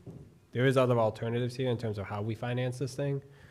The biggest piece there was just getting the bond language out for the money, but it doesn't mean that that's the whole direction we need to go, you know? So those Yeah, discussions can still happen and evolve. And you'll have another bite at the apple, so if Ellen probably explained that. So she drafts the legislation to put it on the ballot, and then if it is approved by the voters, we have to come back here to get an authorizing resolution, which is a council approval to actually issue the debt. So you got the approvals in place, but you have to actually pass. So at that, you'd have another opportunity where if you did want to scale back how much you borrowed, or if the bids came in, as was mentioned, below, you know, what you're expecting of the $18 million, you don't have to issue, it's a not to exceed, and the council could say, all right, we only want to issue 15 million in bonds and fund the balance with reserves, or potentially if it doesn't go that high. So you'll have another bite at the apple if it does pass by the voters, get passed. Mr. Massaroni, so just to add clarification, the debt level, our fund balance level going from 20% to 15%, what is that dollar value that we could pull from? Just for clarification for everybody. I'll do it on my phone. I just wanted to, I just wanted it to be clarified on. 9 is 20%, right? So bring it down to 15% would be 6.4, right? I think so, right?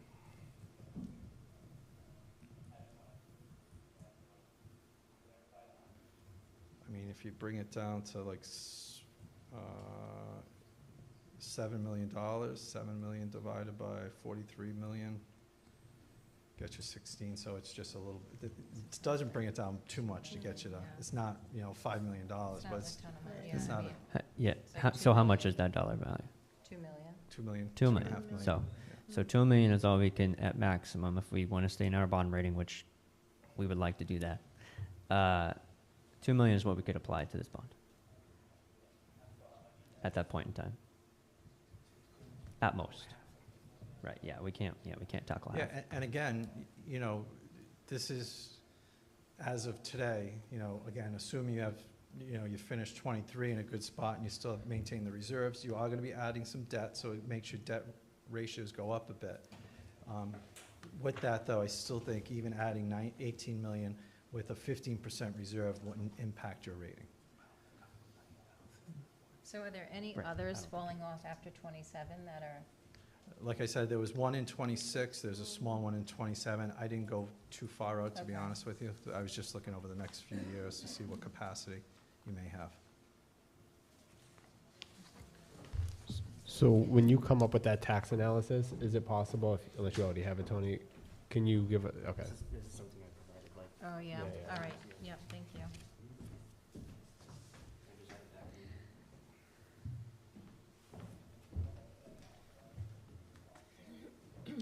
Mr. Osier, what was your question? Oh, just the debt retirement schedule. Yeah. That's all. Yeah.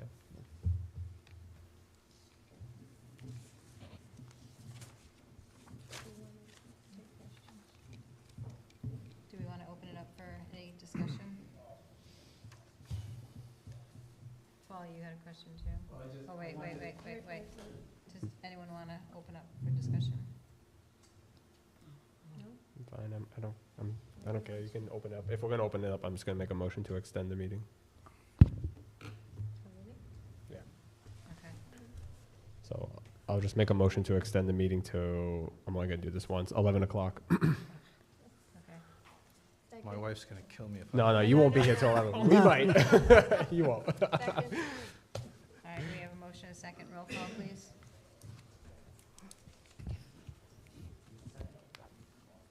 Thank you. Mr. Biragad? Yes. Ms. Hamilton? Mrs. O'Hara? Mr. Ogier? Yes. Ms. Alves? Yes. All right, does anyone make a motion to open up the, for Motion open, to open for discussion. public discussion? Is there a second? Second. Roll call? Mr. Biragad? No. Ms. Hamilton? Yes. Mrs. O'Hara? No. Mr. Ogier? Yes. Ms. Alves? Yes. Yeah, please.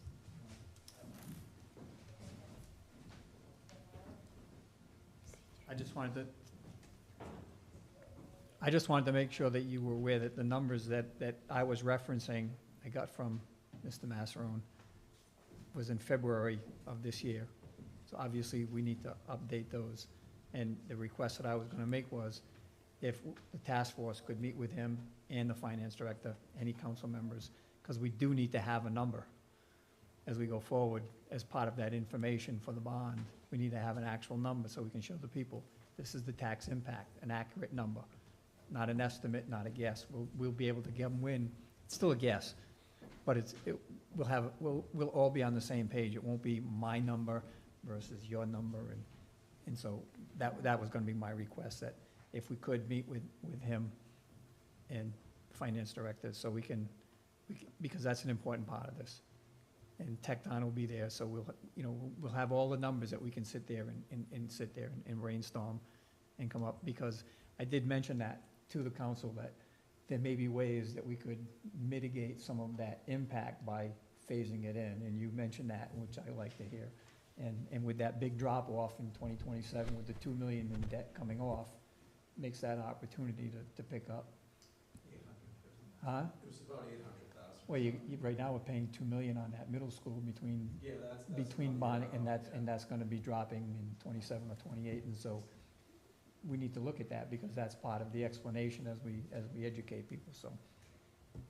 That's why I just asked for the council to, if you give us the authority or whatever, the direction, so that we can start that process. I think it might be beneficial, and I'm just one voice, to maybe do a joint meeting.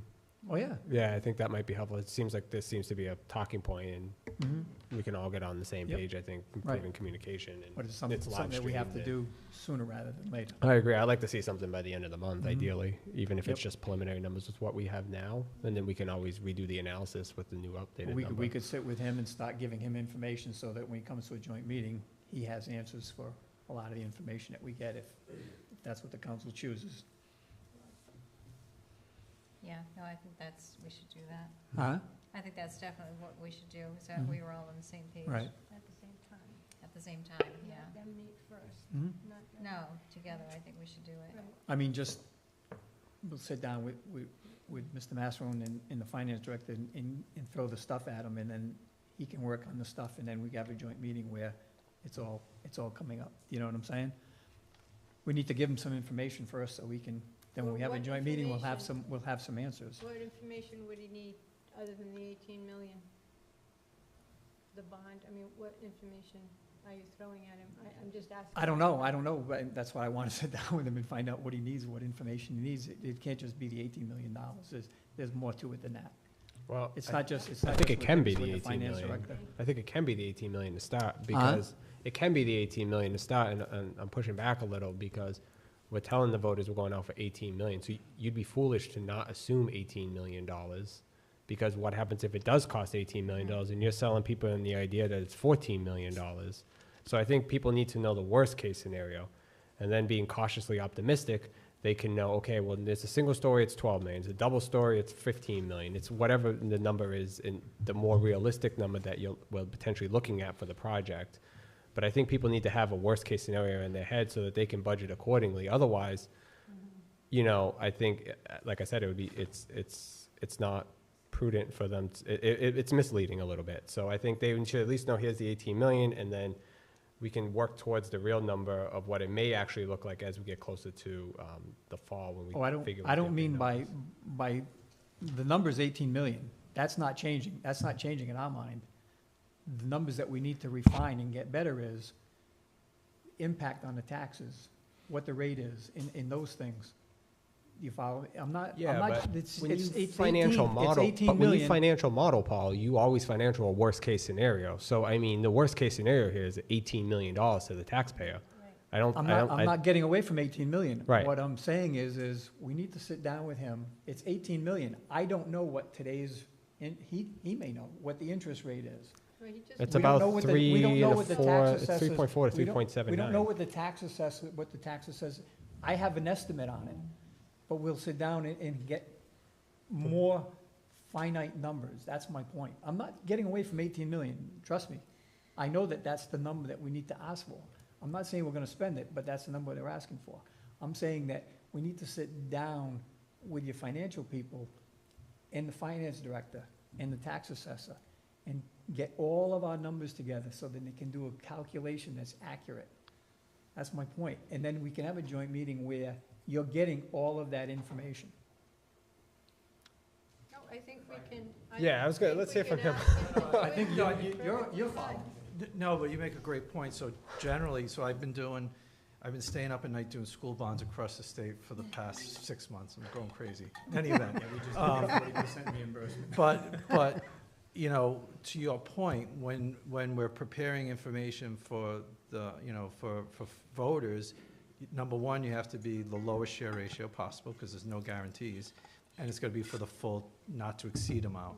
In this case, it's a little different. There's no state aid component, but even though you do have a nice fall off of debt, I think what's prudent to do is to tell the residents, well, we do expect some fall off and it won't be this, but to your point, if it's $1.4 million, do the tax rate on the full $1.4 million. right. There could be other pressures on the town that eat up that $850,000 2 years down the road. So I think you have to be mindful that it's $1.4 million, 4% interest, 20 years. Here's the cost. We hope to bring it down as you educate the community for reasons that you have some debt falling off. But at the end of the day, that's the cost. The only other thing that brings it down in this environment, which is really not great, but is investment income. So if you borrow $18 million on day one, you're not going to spend it for, it'll take 18 months to spend it.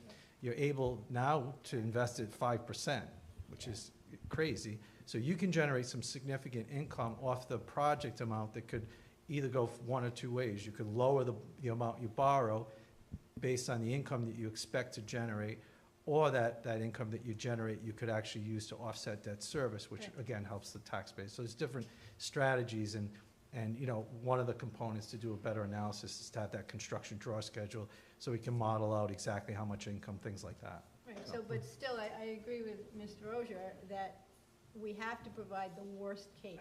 Oh, Absolutely, so I think we didn't don't I need never to got have away from any that. other meetings. I never got away from the We 18 need million. to That let was never Steve my issue. we just need to let Steve do his thing.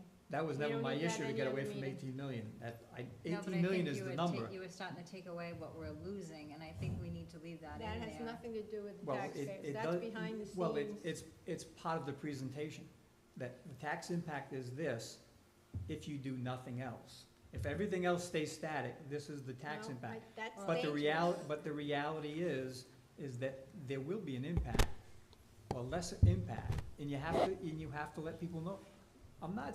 We've already done that we've done a rough calculation, and it's at that 240, say, on a $400,000 home, or 214, wherever the number falls out. That's why I'm saying we need to sit down and boil this down to get the real number. I'm not getting away from 18 million. And I'm not saying that we're not, but you do need to let the people know that the impact will be lesser, because it will be. As But you it drop may off- not- As you it- drop off it- $2 million it may not of be, debt though. in 2028, and you add 1.3, it will go down. But- That is not a good way But to Paul, present it may not be, and the only reason is because we know, and I listened to the Halliwell meeting again, you know, that committee said numerous times that $4 million is not gonna be enough to cover whatever project we do. So we know that by 2027, we're probably going out to bond if we decide to build another building, to build another community center, and I can tell you right now, that thing doesn't look cheap. So, you know, if we're talking 20 million for a police station, we're probably talking 10, north of 10 for a community center. So, you know, we have to assume that there's gonna be additional, as the financial advisor said, pressures on the budget, and, you know, we really well could be spending another $1 million, $2 million in debt. So we can't just say it's falling off and it's gone forever. It's more of a realistic model to incorporate it in as a worst-case scenario of, and if we decide not to, then we know that the rate's gonna be lower, but it's more of a temporary higher ceiling. It's like when you But order something from Amazon and they say it'll come in on Friday and it comes in on Wednesday. Okay, but you still expected Friday. So I'm not moving on this. We can't do anything except the most worst-case scenario. Well, you can't just, you have to, I can't look into the future either. But based on, you have to give them the snapshot of today, or that day. That's what you have to, and we are gonna be reducing our debt service. He's already said that. And that's part of the equation, that is this much. But if in this year, you can't play with those numbers. The numbers are the numbers.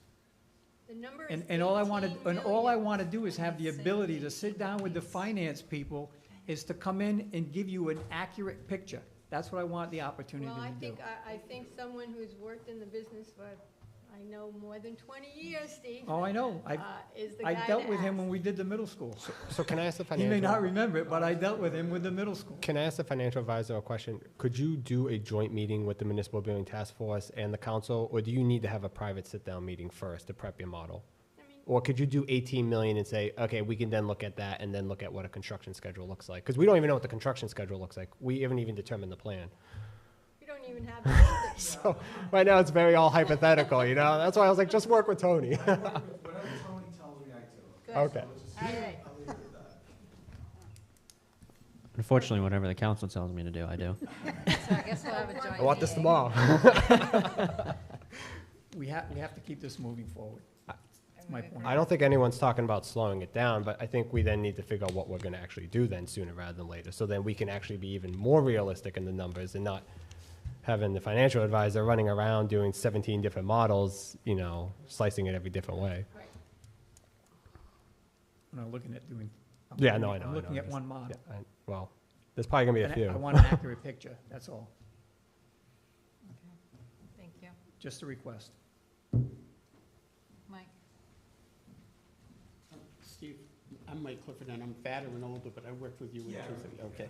So when I was on the budget committee, but something that you said, I didn't understand why we couldn't go lower than 15%, reducing the fund balance to, because at the time that we worked on the 2014 bond for $12 million, we had a AA rating, and we still have a AA rating. So, and we only had $3 million in unassigned funds at the time, and we had much more debt at the time than we have now.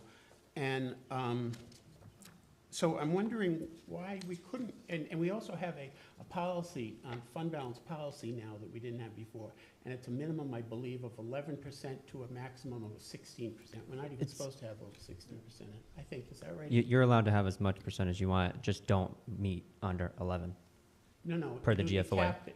You're not capped at, no, I've read No, it. the ordinance is capped. I thought it was 12 to Yeah, the ordinance 16%. capped it. It caps it at 16%. But so we're higher than that. Right, Oh, we're right. higher than that. So, So we don't have, we shouldn't be. We should be in the. so we should have only 15 to 16%?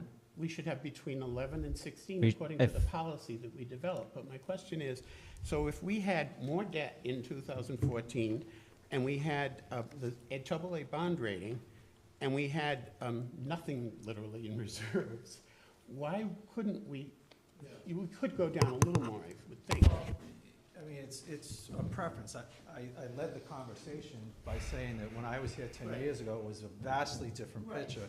And there was a lot of, I wouldn't say pressure, but there was a lot of pressure when I said that, you know, I think there could be, you know, some negative consequences if you went too big with that bond referendum. Again, I think it was 8 or 9 years ago, because your balance sheet was weak. Your debt was high and your reserves were low.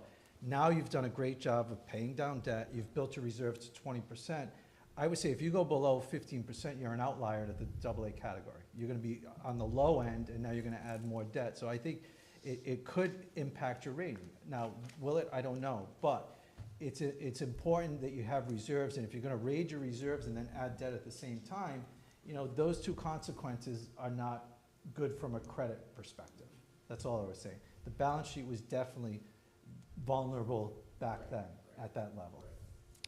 And But Mr. as they come closer to a number, could you factor in that and see if we took a lower number? Yeah, absolutely. More out Well, of the fund yeah, balance, so, would we be jeopardizing the AA rating when they get numbers? yeah, I mean, working with Tony, I said we did a scorecard and we did sensitivity on Yeah. debt. We can do sensitivity on reserves to see what moves the needle. Right, Yeah. okay, all right.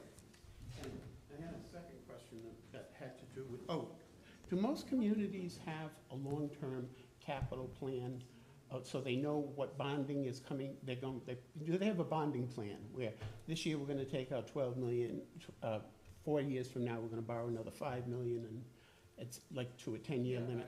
most communities have a 5-year rolling CIP. Yeah, we don't have that. All right, Mike, we're getting off topic. Okay, well, no, I wanted to ask if we had that, because that, you know, when we still didn't hear a 3 to 5 year forecast, but I think I agree with what you're saying about the numbers need to stay at the maximum, because we didn't hear a 3 to 5 year forecast, and we went from having $50 million in tangible assets from National Grid up to $170 million. From the time that we met, we were at 50. Now, then we went up to 170, and now we're on our way down because they made a major investment in infrastructure.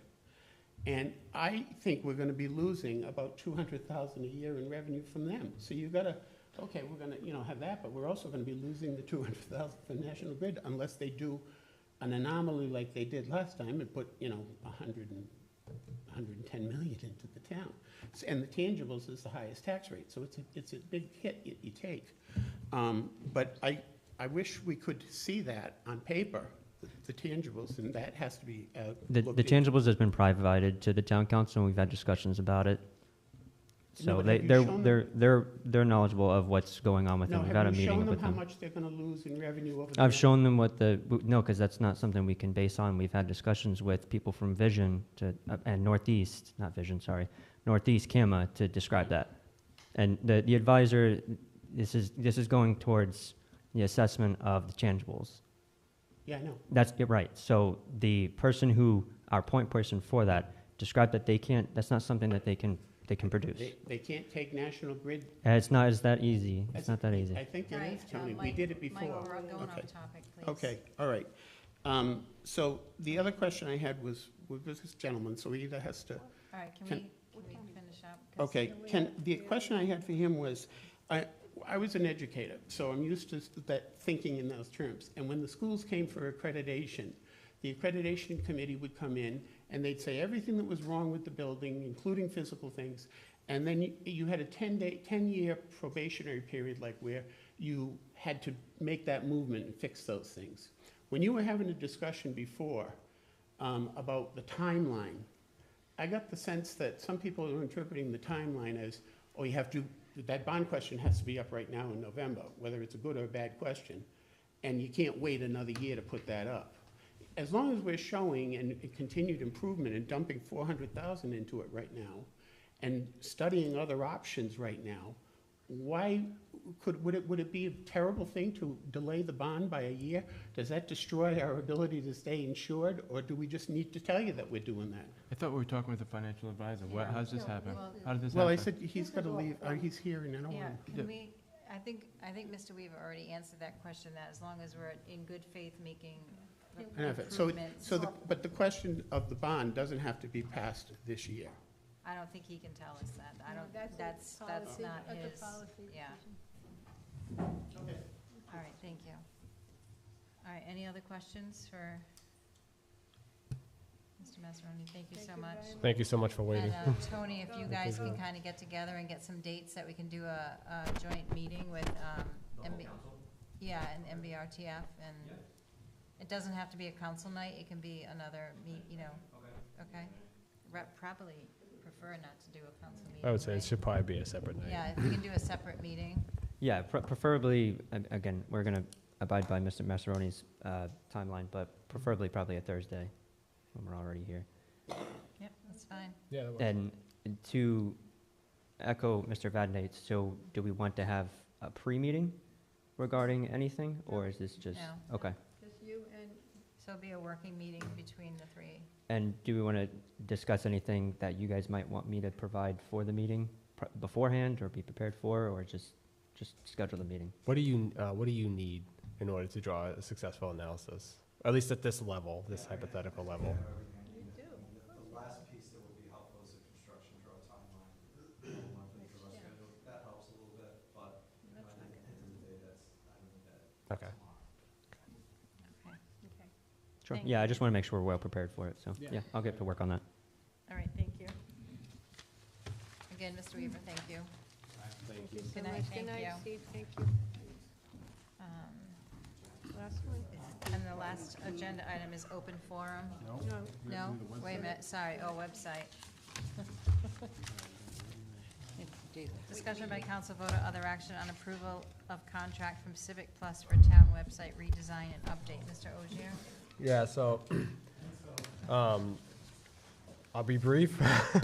So what you see before you right now, and Tony, feel free to chime in, and Paul as well. So since our last meeting, when we presented the multiple scopes of work or the statement of works, as authorized, Tony, the administrator, myself, and the solicitor have been meeting and discussing with Civic Plus in terms of what a contract would look like. Before you is a contract with what they call the CPA pricing. So essentially what you do is you, is that the one we went with, Tony? Repeat that again, sorry? That's the one we went with, right? The CPA. Yeah, the one that breaks out the payments. Yep, CPA. So as you see, sorry, I'm looking at it right now. As you look at the chart of payments, you see that there's 4 years where you spread out the total cost. Thank you. And so every year, there's an annual subscription, which they held for the first 2 years, the same, and then they increase it.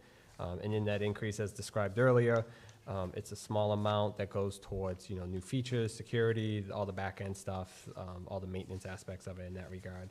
And then, obviously, the capital expenses amortized over the 3 years as well, till eventually you get to the point of just the total annual cost as well. And then, aside from that, so there's a signature page, and then the rest of that is the addendums to the original contract or their legal original language. David was very helpful in getting this clarified, and so what I would be looking for is approval with authorization for a signature by the administrator. Are you making a motion? I will, yeah, I'll make a motion to approve the hiring of Civic Plus for a total contract amount. Tony, where's the total amount in this thing again?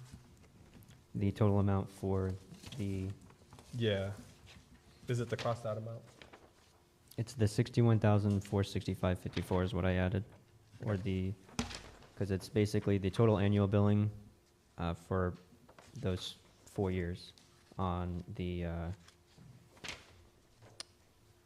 pricing, the statement of work.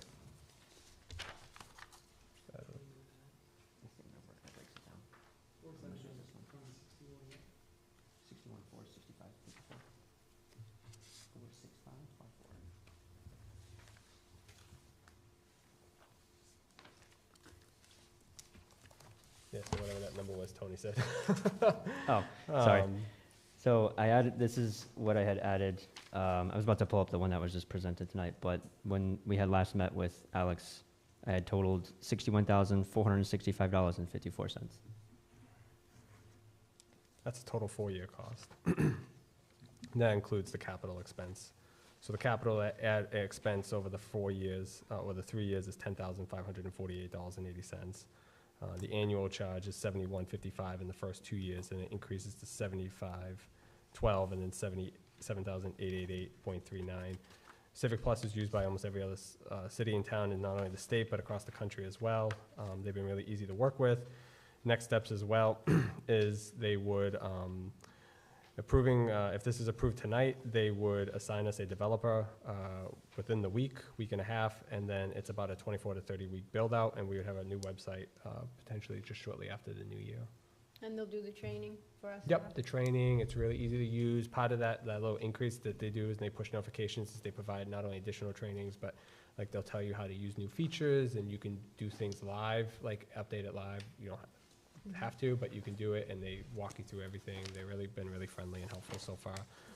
But yeah, they'll do all the trainings, and yeah, I don't know if the administrator has anything or Tony has And anything. I want to stress, I'm going to try and include as much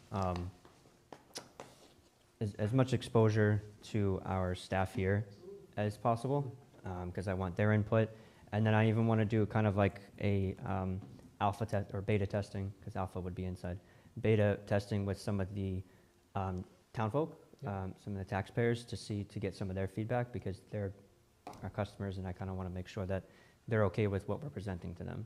So it might take a little bit longer than what he decided. Yeah, that's just their average. Yeah, just because I want to make sure everyone's happy with it before it gets fully pushed out there. But other than that, yeah, covered everything. Yeah, so what they'll do is they'll say, hey, what do you envision? They'll go design it. They'll come back. They'll say, is this what you thought? Give us any feedback. Yeah. They give them feedback. They'll do all the designing piece. So we're just really providing the feedback and the focus groups and all that information. Yeah, if Civic Plus is anywhere close to how Alex has been treating us, they're pretty good Yeah. with how they manage their customers. Okay, so then to finish that motion, I'll make a motion to approve the contract for Civic Plus in the amount of $61,465.54 as outlined by the finance Second. director. Second? We have a motion and a second. Any further discussion? Roll call, please. Mr. Biragad. Yes. Ms. Hamilton. Yes. Ms. O'Hara. Yes. Mr. Ogier. Yes. Ms. Alves. Yes.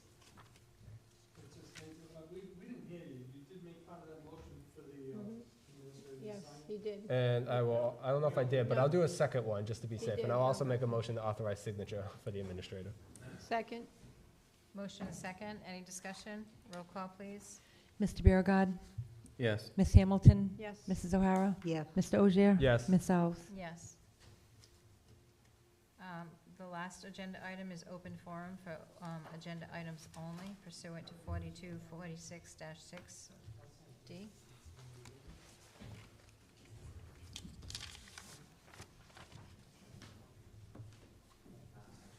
Hello and good evening, everybody. Mary Samini, Great Road, North Smithfield.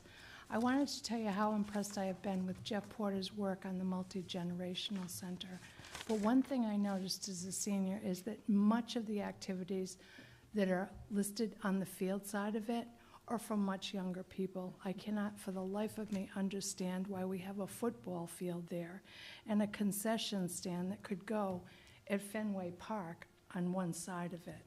But the other thing I'd like to say is that I think he's doing a great job, and I love the fact that the seniors will have access to the multi-generational center, because I think that's a great move. Having been to the Falmouth Senior Center hundreds of times, I can't begin to tell you how ideal it is for all members of the community. The other thing I'd like to do is I'd like to thank John for agreeing that he believes that it should be at the Halliwell School. I think that that's a great kudos to you, John, for coming around to that way of thinking, and I do appreciate it. So, but anyway, thank you all. You do a great job. Lots of it is unheralded. Good evening. Thank you. Take care. Mary, I'm sorry, what's your address again? 171 Great Road, North Smithfield. Thank you.